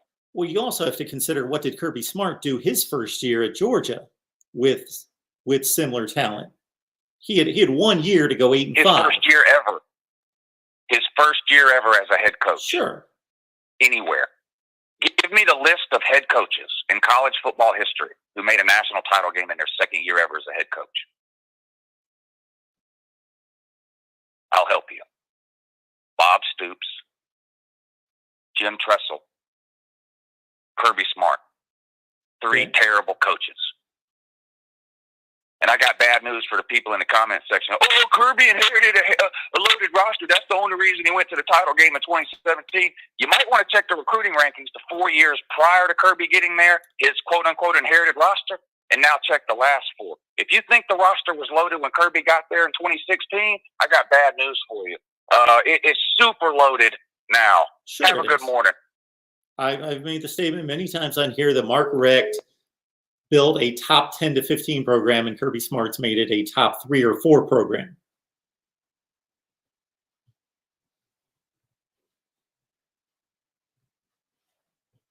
Lou? All right.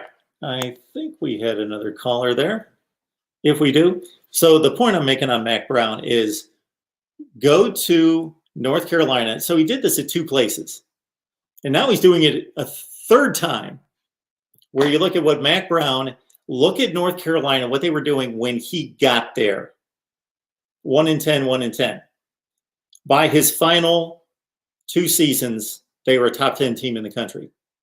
Texas, bad football program by Texas standards, and really a bad program, period, for the most part, winning 50% of their games.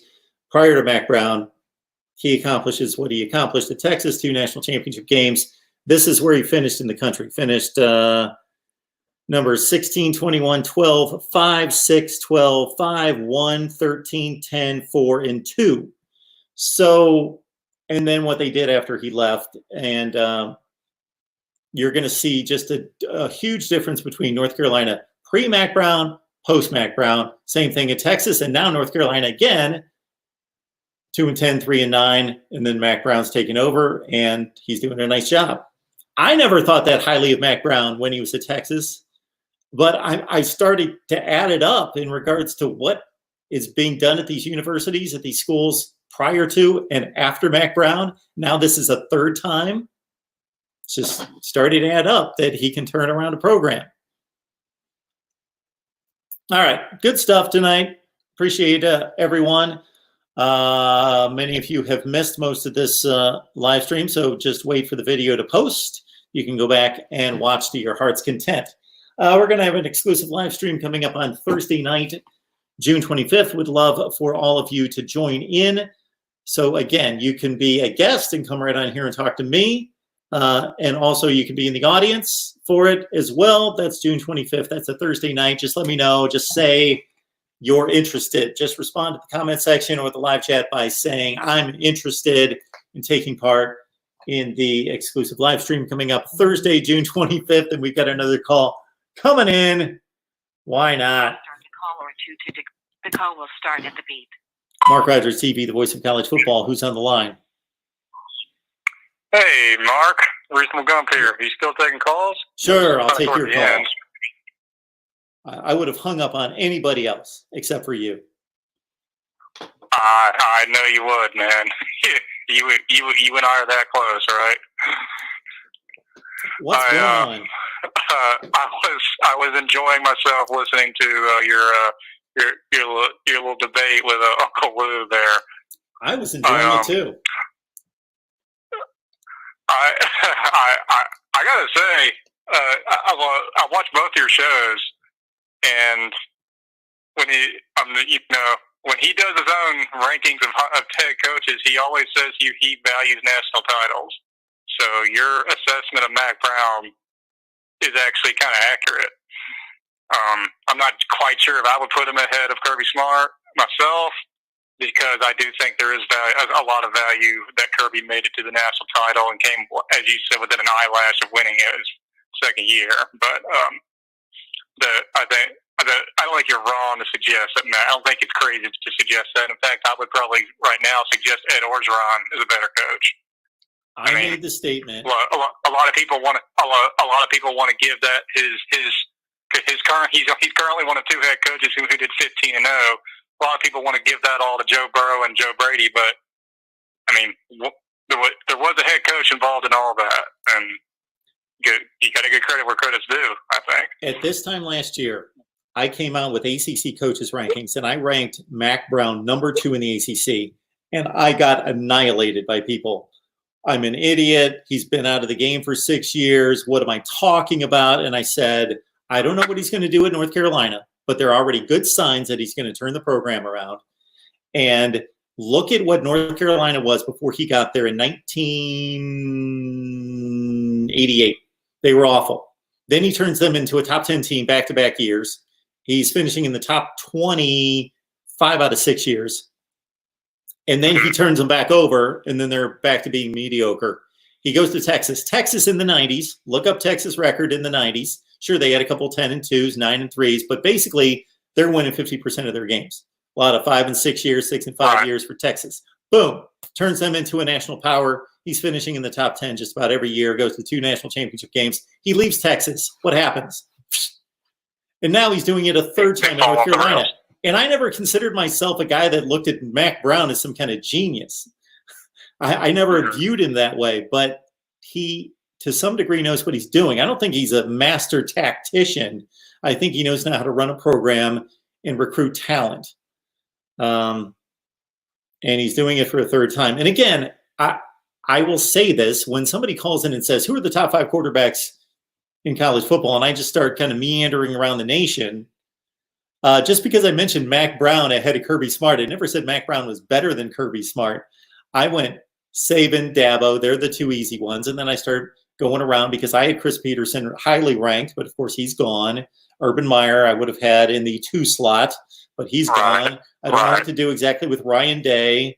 You can argue that one way or the other. You'll get no arguments from me on Ryan Day. I mean, what he's done was what he did his first year is unbelievable. Particularly considering, do you remember before last season, whoever it was came out with gave Ohio State like a 13% chance to win the Big Ten. Oh, it wasn't that high.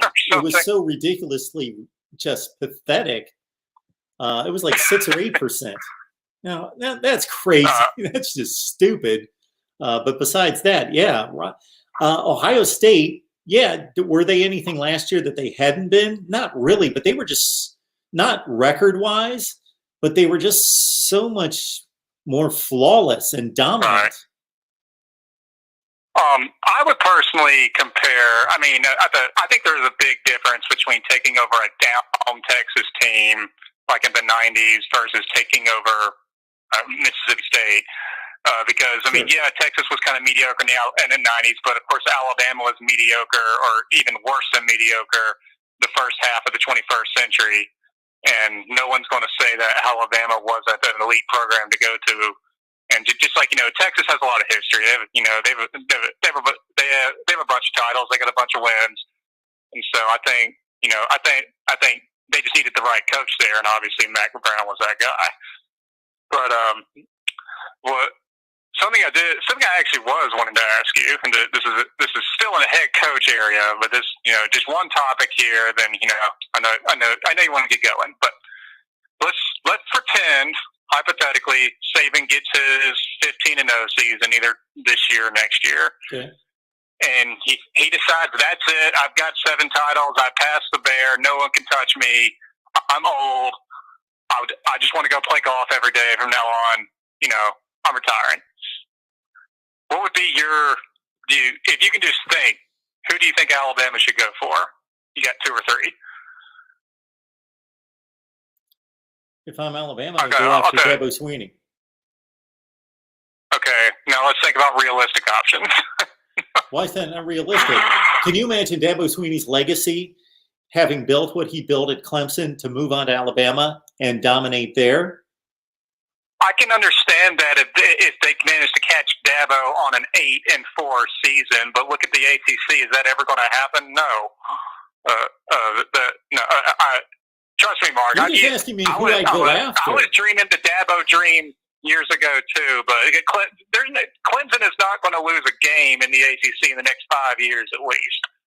Now the 2 options I'm looking at right now are Mario Cristobal and Chris Kleiman. Mario Cristobal has built an amazing program up there at Oregon. Obviously ties to Alabama. I think that would be a phenomenal pick. A lot of people probably raise their eyebrow when I say Chris Kleiman, but look what the guy did at North Dakota State. So I want to see a little bit more out of him. at Kansas State. Cristobal is obviously at a program that you would expect to be just under the Alabama level, where, okay, he can win at a level that you could see him at Alabama, where Kleiman, it's kind of difficult to, if he churns out 8-4 seasons at Kansas State, that could be a really good job by him. Right. And Yeah, also Mark Cristobal's young. I would have never guessed Kleiman.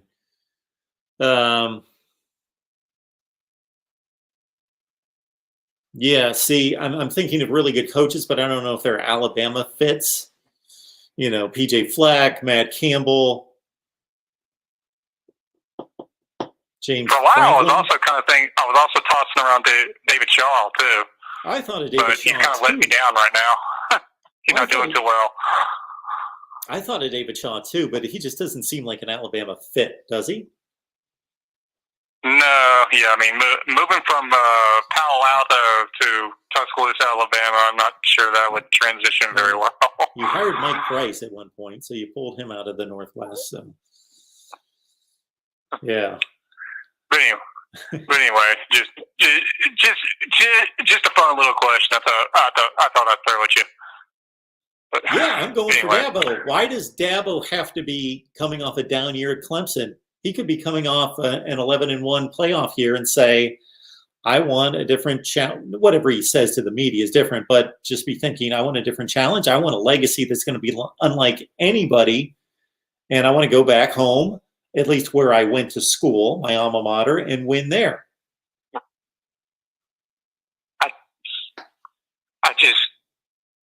Because he's going to be looking around. Okay, so say this scenario happens. The phone rings in Dabo's office. Alabama's calling him up, which he knew they would because they're looking for a new coach. And he just takes a look outside his window and sees, I got to play, I don't even know who Boston College, Florida State, got to play the likes of Wake Forest, and Duke. And, why on earth am I going to subject myself to not just the SEC, the SEC West? I don't. He's got the cushiest job in college football. And I'm sure if he brought that phone call up to Clemson's athletic director, they would throw another $1 million at him to make sure he didn't leave. Well, you were asking me who I would go after, not what that person would do. I'm just telling you who I would go after. Okay. Well, I guess in my mind, and maybe this is a difference between us, I guess when I think about who I'm going to go after, I really kind of only consider going after people that would be a realistic possibility. I just don't see it. I'm sorry, but again, like I said, Dabo's not going to. Clemson will go 13-0 every single year for at least 5 years now. There's just no way anyone would, in their right mind, would ever want to leave something like that. At least not for me. Now maybe he is that other. Maybe he is that other type that wants to see what else he can do, or really challenge himself. I don't know, but I mean, I think you and I both know money can talk pretty hard, and Clemson is going to do whatever they're going to pay him, whatever he needs to stay. Yeah, I'm just kind of processing that, similar to the rumors about Urban Meyer going to USC, and if he's thinking legacy, just the possibility of winning national championships at Florida, Ohio State, and USC, and that just being unprecedented, and that being, depending on the person and what they value in regard to their legacy, that possibly being something that they could either see as a challenge or also as something that's legacy building. Well, I got to ask you then, Mark. I mean, you brought him up, so this does warrant the question. Would that completely just confirm the whole kind of view about Urban Meyer, that he some sort of medical condition comes up and he uses that as an excuse to leave? He did it at Florida, went to Ohio State, did it. If he takes a job at USC after saying that he's been diagnosed, headaches and stuff, and he can't remember what was on his text message and stuff. The stress of coaching is too much. If he takes another head coaching job at a giant, big brand name program, how is that going to look? Well, headaches don't last forever, Reasonable Gump. They wear off. Yeah, but the underlying condition doesn't necessarily wear off. Sure. Yeah, it looks suspicious, of course. Okay. Just he has weathered the storm to a certain extent. I don't think it's going to happen. I thought if he was going to do it, it would have been now. They would have fired Clay Helton after last year, and he'd be there right now. Yeah, I don't think it is. So I don't think it's going to happen. But anyway, there you go. So good stuff. Anyway, just wanted to call, give my 2 cents. I don't think you're crazy for saying Mack Brown is an elite coach or that he's above Kirby Smart. Hey, you have to win a national title, then you can join the elite club, right? Well, the thing is that I did not say either one of those things. I was skipping around the country naming coaches that I would consider to be in my top 5. I did not have a ready list of here are my top 5 coaches in college football. I've done that several times in the past. I'm not certainly gun shy to name my top 5 or 10 at anything because I've done it a zillion times. It's just that I would rather think about it and actually give it some thought and put it down and look up some things and boom, say, there you go, rather than, yeah, I'm always going to answer the question, but I was just kind of picking names off, from across the country and then trying to formulate my list. I think I'm kind of extrapolating the fact that you were kind of like leaning towards Dan Mullen being a better coach than Kirby Smart. So, I was extrapolating that. I am. So if it's all about let's just measure win percentages and championships, then why even talk about it? We can do that very easily. But there are other things to consider. Dan Mullen coaching at Mississippi State and Kirby Smart coaching at Georgia are 2 different things. They are. Yeah, I agree. I do think Dan Mullen doesn't recruit up to his par. He should have owned the entire state of Florida right now, considering the state that FSU and Miami are both in. That's a fair point. That's a fair point. But so I think there's that, and my also not. Again, I kind of don't know which way to lean on that argument. I guess I kind of tend to lean Kirby just because he's more consistent. But I also, if you look, I know you watched it, the Florida Georgia game last year. Yes. I just remember watching that opening drive where Florida got the ball, and then their players were out there looking around, bumping into each other, not knowing what to do. They ended up wasting 2 timeouts and got a turnover on downs on the first drive. Wasted about 8 minutes of the clock, and that's just when I just threw my hands up. I'm like, Dan Mullen didn't even have his players ready for this game. They had no plan. They had no idea what to do. None. Well, they were confused and nothing. I mean, that was literally the worst opening driving it, and it resulted in the worst possible opening. You wasted 2 timeouts, all that time, and got a turnover. So that to me was just a huge mark against him being a better coach, because that's the narrative, right? Kirby Smart's a better recruiter. He owns the entire state of Georgia. He gets whatever he wants out of there. Dan Mullen hasn't exactly done that with Florida, but then people are saying Dan Mullen's just a better coach. He's a better quarterback developer, and he may be a better quarterback developer. But as far as in-game coaching, I got to see more. That rubbed me the wrong way when I saw that. And I wasn't even rooting for either team. I don't care. You might be surprised how many Georgia players get out of the state of Georgia that Dan Mullen doesn't track down. But I'm not knocking his recruiting because it's exceptional. And also for a team that was utterly confused and unprepared for the game to lose to one of the 3 best rosters in the country by a touchdown, they must have recovered from that first drive. It was a competitive game. but you understand what I'm saying, right? It's the opening drive. You would think these guys have an entire plan of action. As soon as this happens, we're going to go here, there, boom. At least get a field goal, not waste 2 timeouts bump into each other and to get a turnover. It was you understand where I'm going with that, right? I do. It didn't seem like they were I vaguely prepared. remember it. I do remember it. You had to outline it for it to come back to mind. Yes. And then also, as you well know, I like to put things into context. You can throw out all sorts of facts and figures all the time, but I like to put it into context.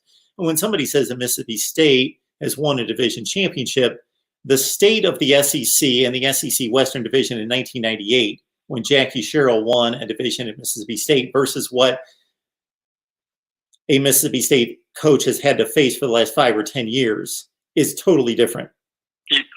Alabama, you are 100% correct on that. Alabama 110% correct. Yes, Alabama was a fraction of what they are now. LSU was a 6-5, 5-6 team.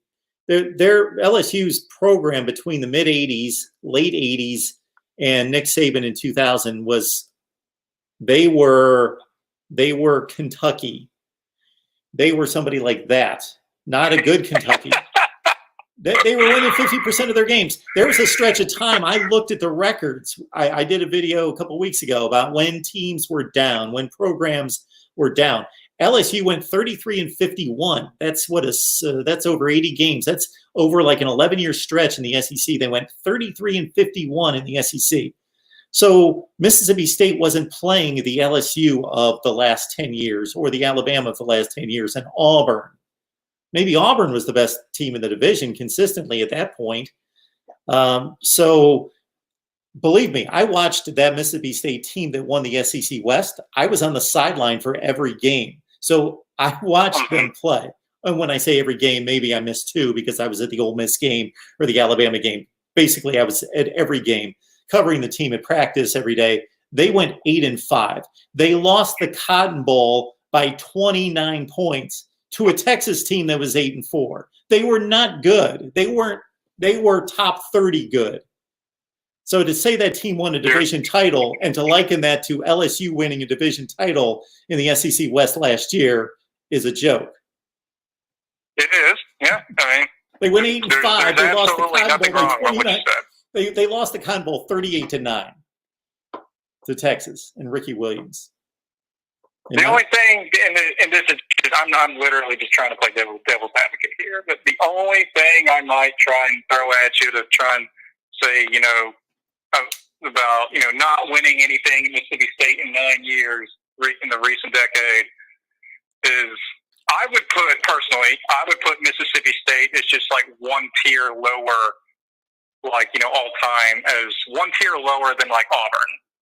Auburn's not top tier. They've never been a giant national program. They're good recently, but they're not like a blue blood or anything. You would only I would put Mississippi State about one tier lower than that. How large are these tiers? Managed to win some divisions recently with Auburn. These tiers. You would have maybe think that Dan Mullen would have gotten done just once. Just once. These tiers have to be enormous to compare Auburn and Mississippi State.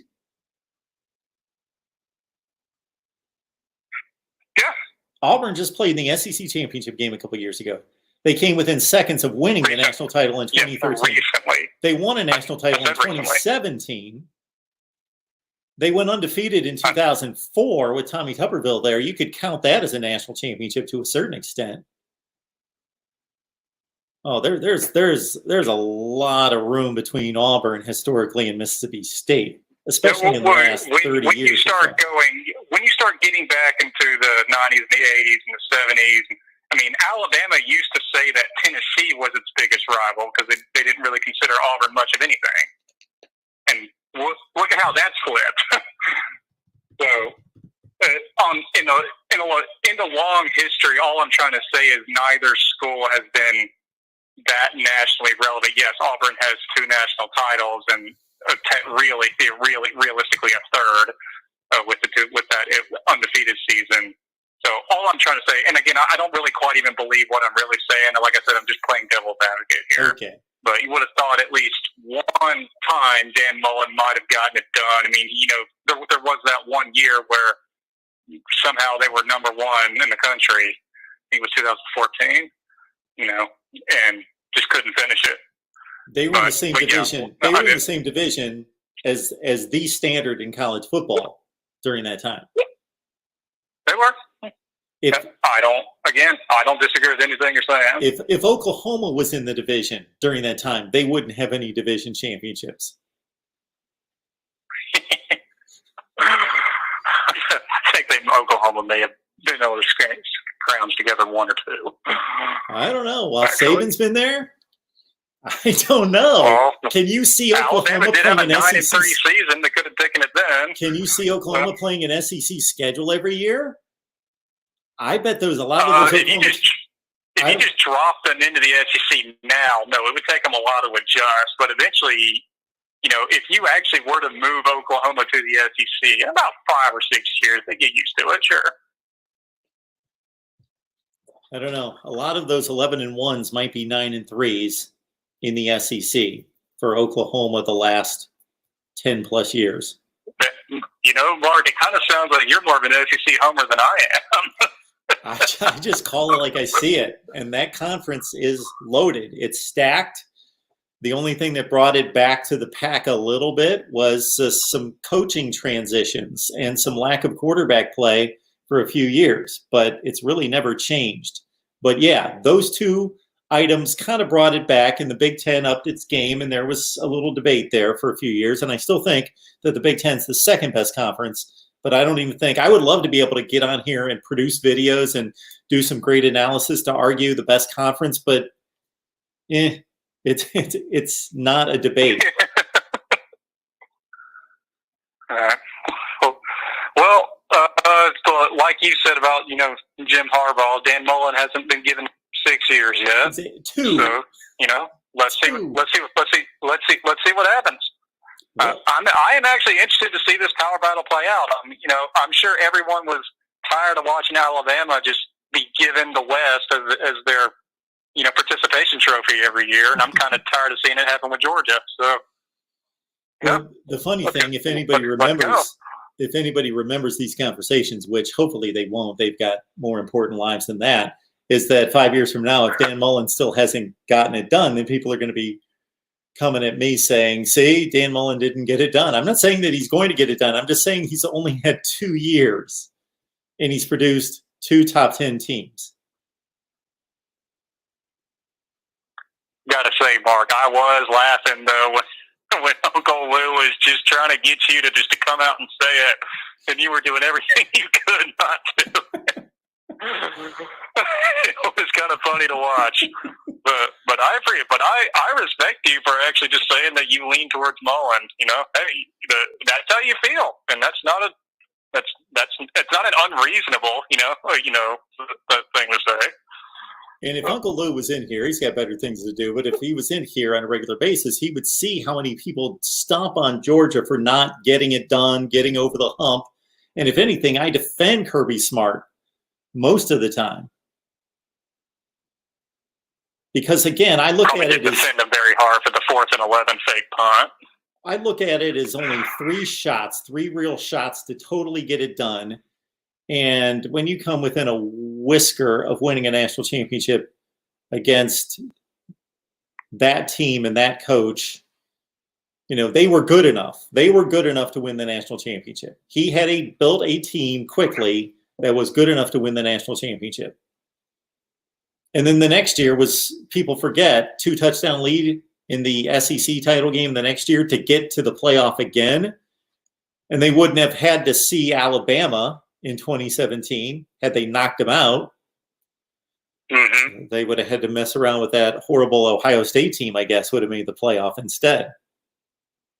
Or, well, they would have taken, obviously, Alabama's spot. But, yeah.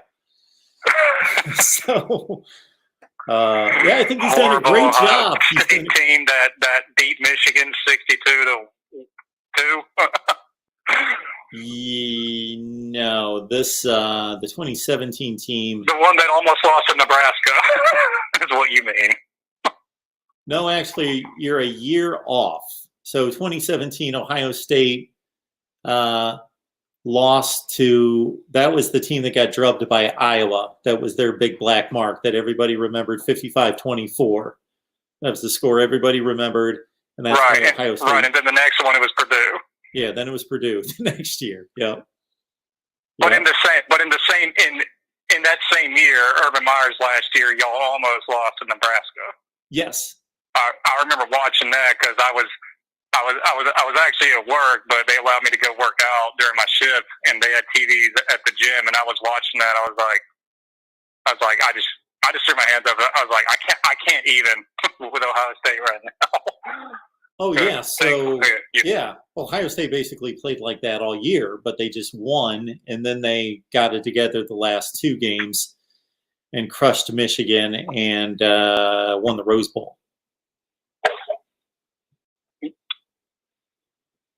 And won the Big Ten championship game. That's right. They beat Northwestern. And won the Big Ten. Yes, it did. So killed them too. Actually, they didn't kill them. 3 touchdowns. Game, but beat them pretty good. Yeah. Beat them by 21. Anyway. All right. Anyway, Mark. Appreciate the call. Appreciate the talk. Absolutely. Talk to you later. Tuesday night, 7 o'clock Eastern Time, Florida State Seminoles live. If you want to take part in an exclusive live stream right here, then please do. And just let me know that you're interested in taking part. So just say, Mark, I'm interested. Good enough. That line. I'm interested. And I will send you an email with further details. All right. Good to take part with everyone. I apologize if I did not get to your comment in the live chat. I tend to get behind in posting those to the screen. Oh boy. Should I really take one more call? I got to put a time limit on this baby. Mark Rogers TV, the voice of college football. Who's on the line? Hey, Mark, it's 28AD. There he is. How you doing? I'm okay. Hey, Mark, I just wanted to chime in on you real quick because I heard you your comment a few minutes ago. You and Gump were talking about and you mentioned Oklahoma being in the SEC and they wouldn't win a division. I should have thought of you. Okay.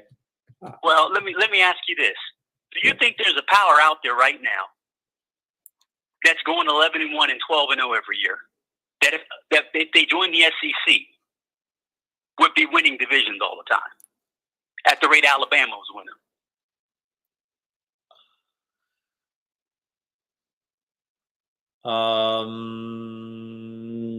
Of course, Clemson and Ohio State would be interesting test cases.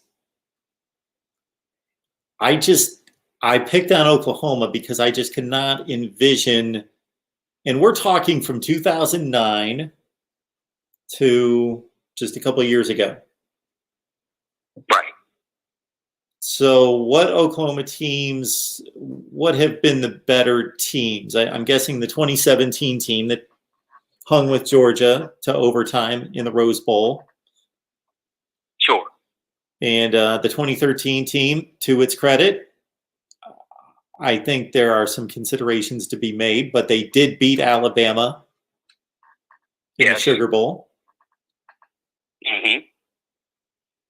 See, I guess my bone would be that I don't think there is a team out there, except with the possible exception of Clemson, that would leave their conference, show up in the SEC West, and do what Alabama's doing, or even win close to as much as Alabama has won.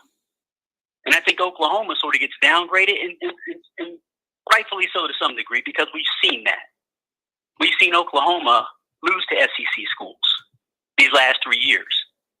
So people tend to downgrade Oklahoma. But if I look at OU, 2012, Johnny Manziel's A&M team. 2013, Alabama. 2014, Tennessee at our place. 2015, 9-win Tennessee at their place. 2016, Auburn in the Sugar Bowl. 2017, Georgia. 2018, Alabama. 2019, LSU. 2020, Tennessee. So we're on the field with SEC competition all the time. Yeah, and you won about half those games. Right. And when you play SEC schools, you're going to beat them sometime because that's just the law of averages. But they're also going to beat you sometime too. Now, when you mention Ohio State, they're not on the field with SEC schools. One game against an SEC school the whole time Urban Meyer was there. No SEC team on the schedule in the regular season since 1988. Right? Right. Okay, so it's hard for me to say that they would be in there, that they would go into the SEC and automatically take over and do what Alabama does or compete on that level, because we never see it. It's a complete hypothetical. If I was on that side of the fence, this is what I would do to you.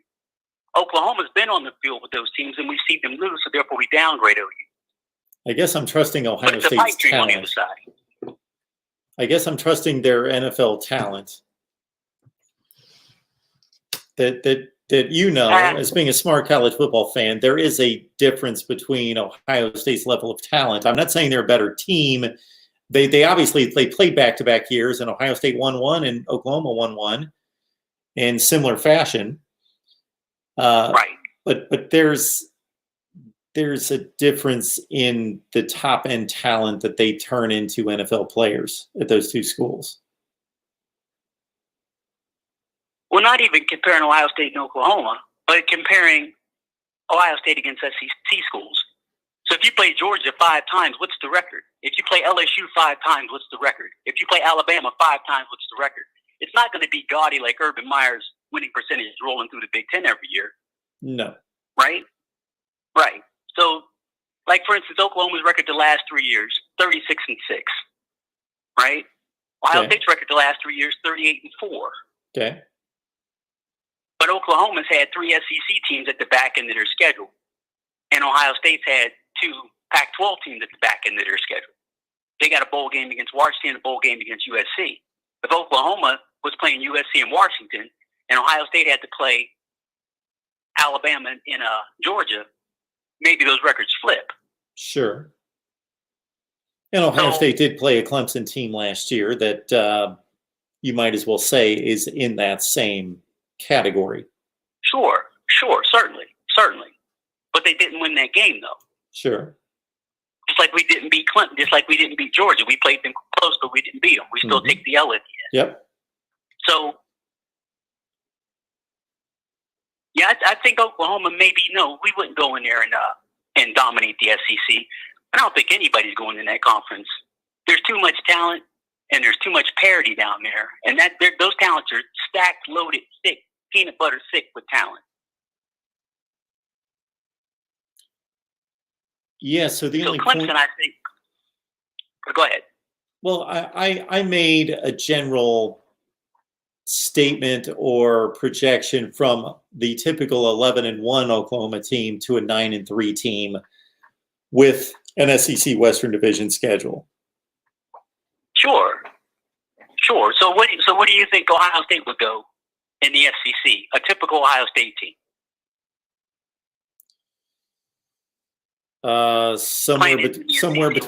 Somewhere between those two records, maybe typically a game better.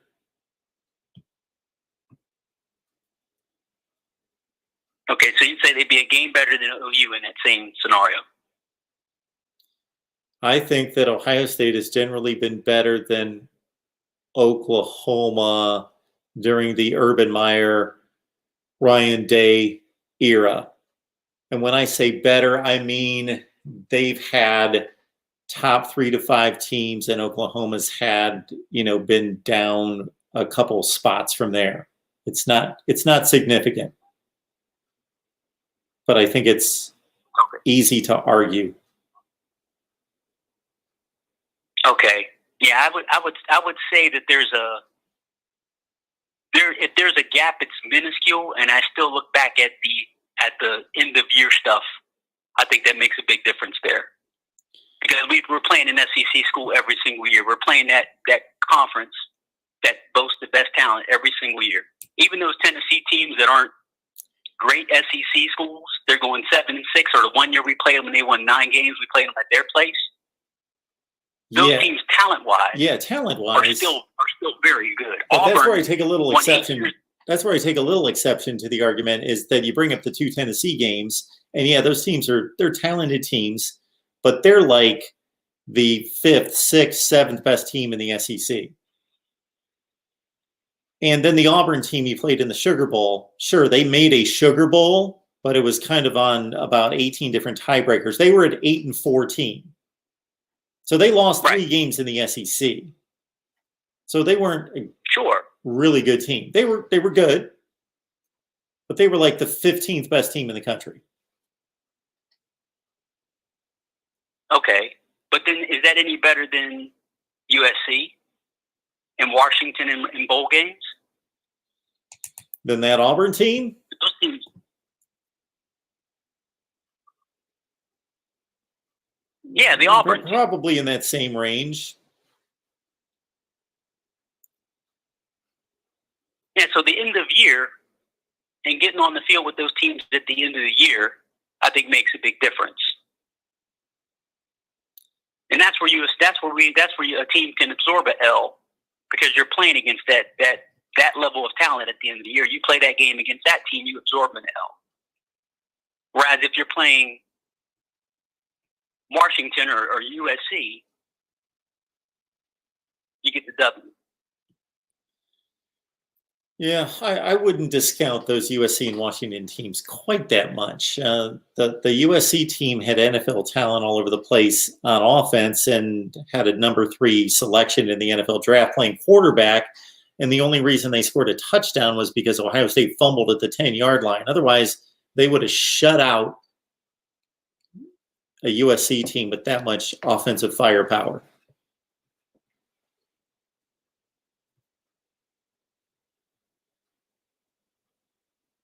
Yeah, I guess there's an argument to be made either side of that, but yeah, I just think that if we look at college football and we look at teams leaving their conference to go jump in the SEC, I don't think anybody's going to come out of there unscathed or walk in the way they walk or walk out the way they walked in. I think it's a whole different animal down there, and there's a lot of teams and really good football teams, really talented football teams, with a lot of depth and just physical and everything else. And I think everybody's would get it. There's a bit of a culture shock. I know in our bowl games we played Alabama and it's 28-0 before they even start sweating. Well, because I think part of that's because our offense timing wise a little bit off, but we don't see anything that looks anything like Alabama when we playing in the Big 12. You ain't gonna run into that. And I don't think anybody sees anything that looks like that until you run into it, until you play them. Yep, absolutely. But I do think that there's a talent gap. It's not considerable, but I think it's decided. I think it can't be questioned between Ohio State and Oklahoma. How many Oklahoma defensive players get drafted? It's just not many.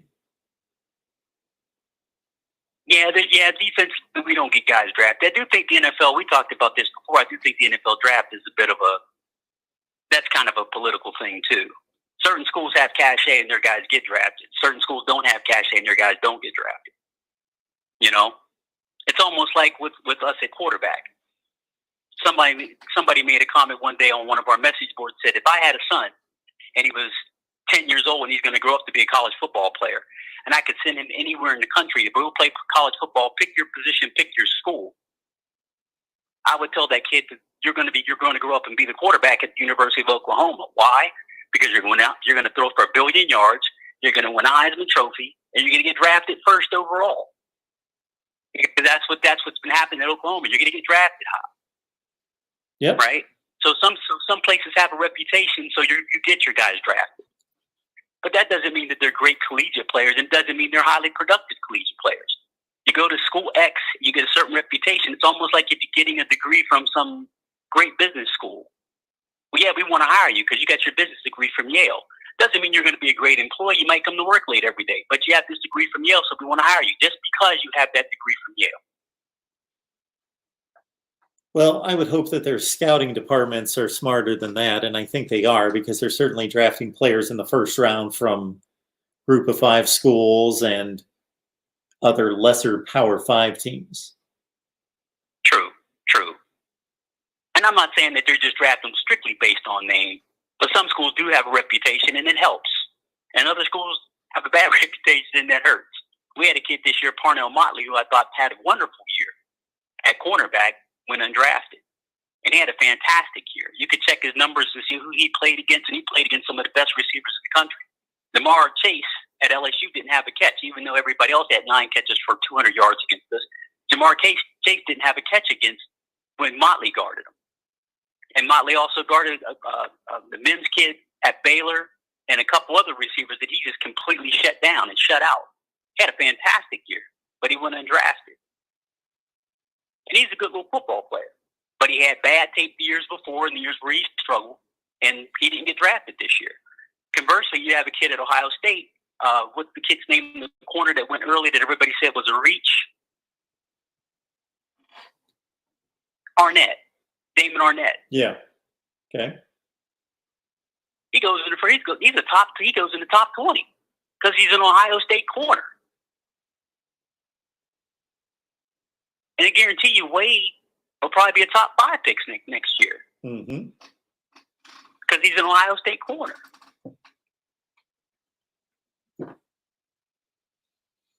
And those Ohio State cornerbacks are playing well at the next level. Right, and that helps. That makes a big difference, and that helps. But that begets the next guy that greases the path for the next guy behind him. Again, I'm not saying that guys aren't talented, but there is a reputation that precedes guys, for sure.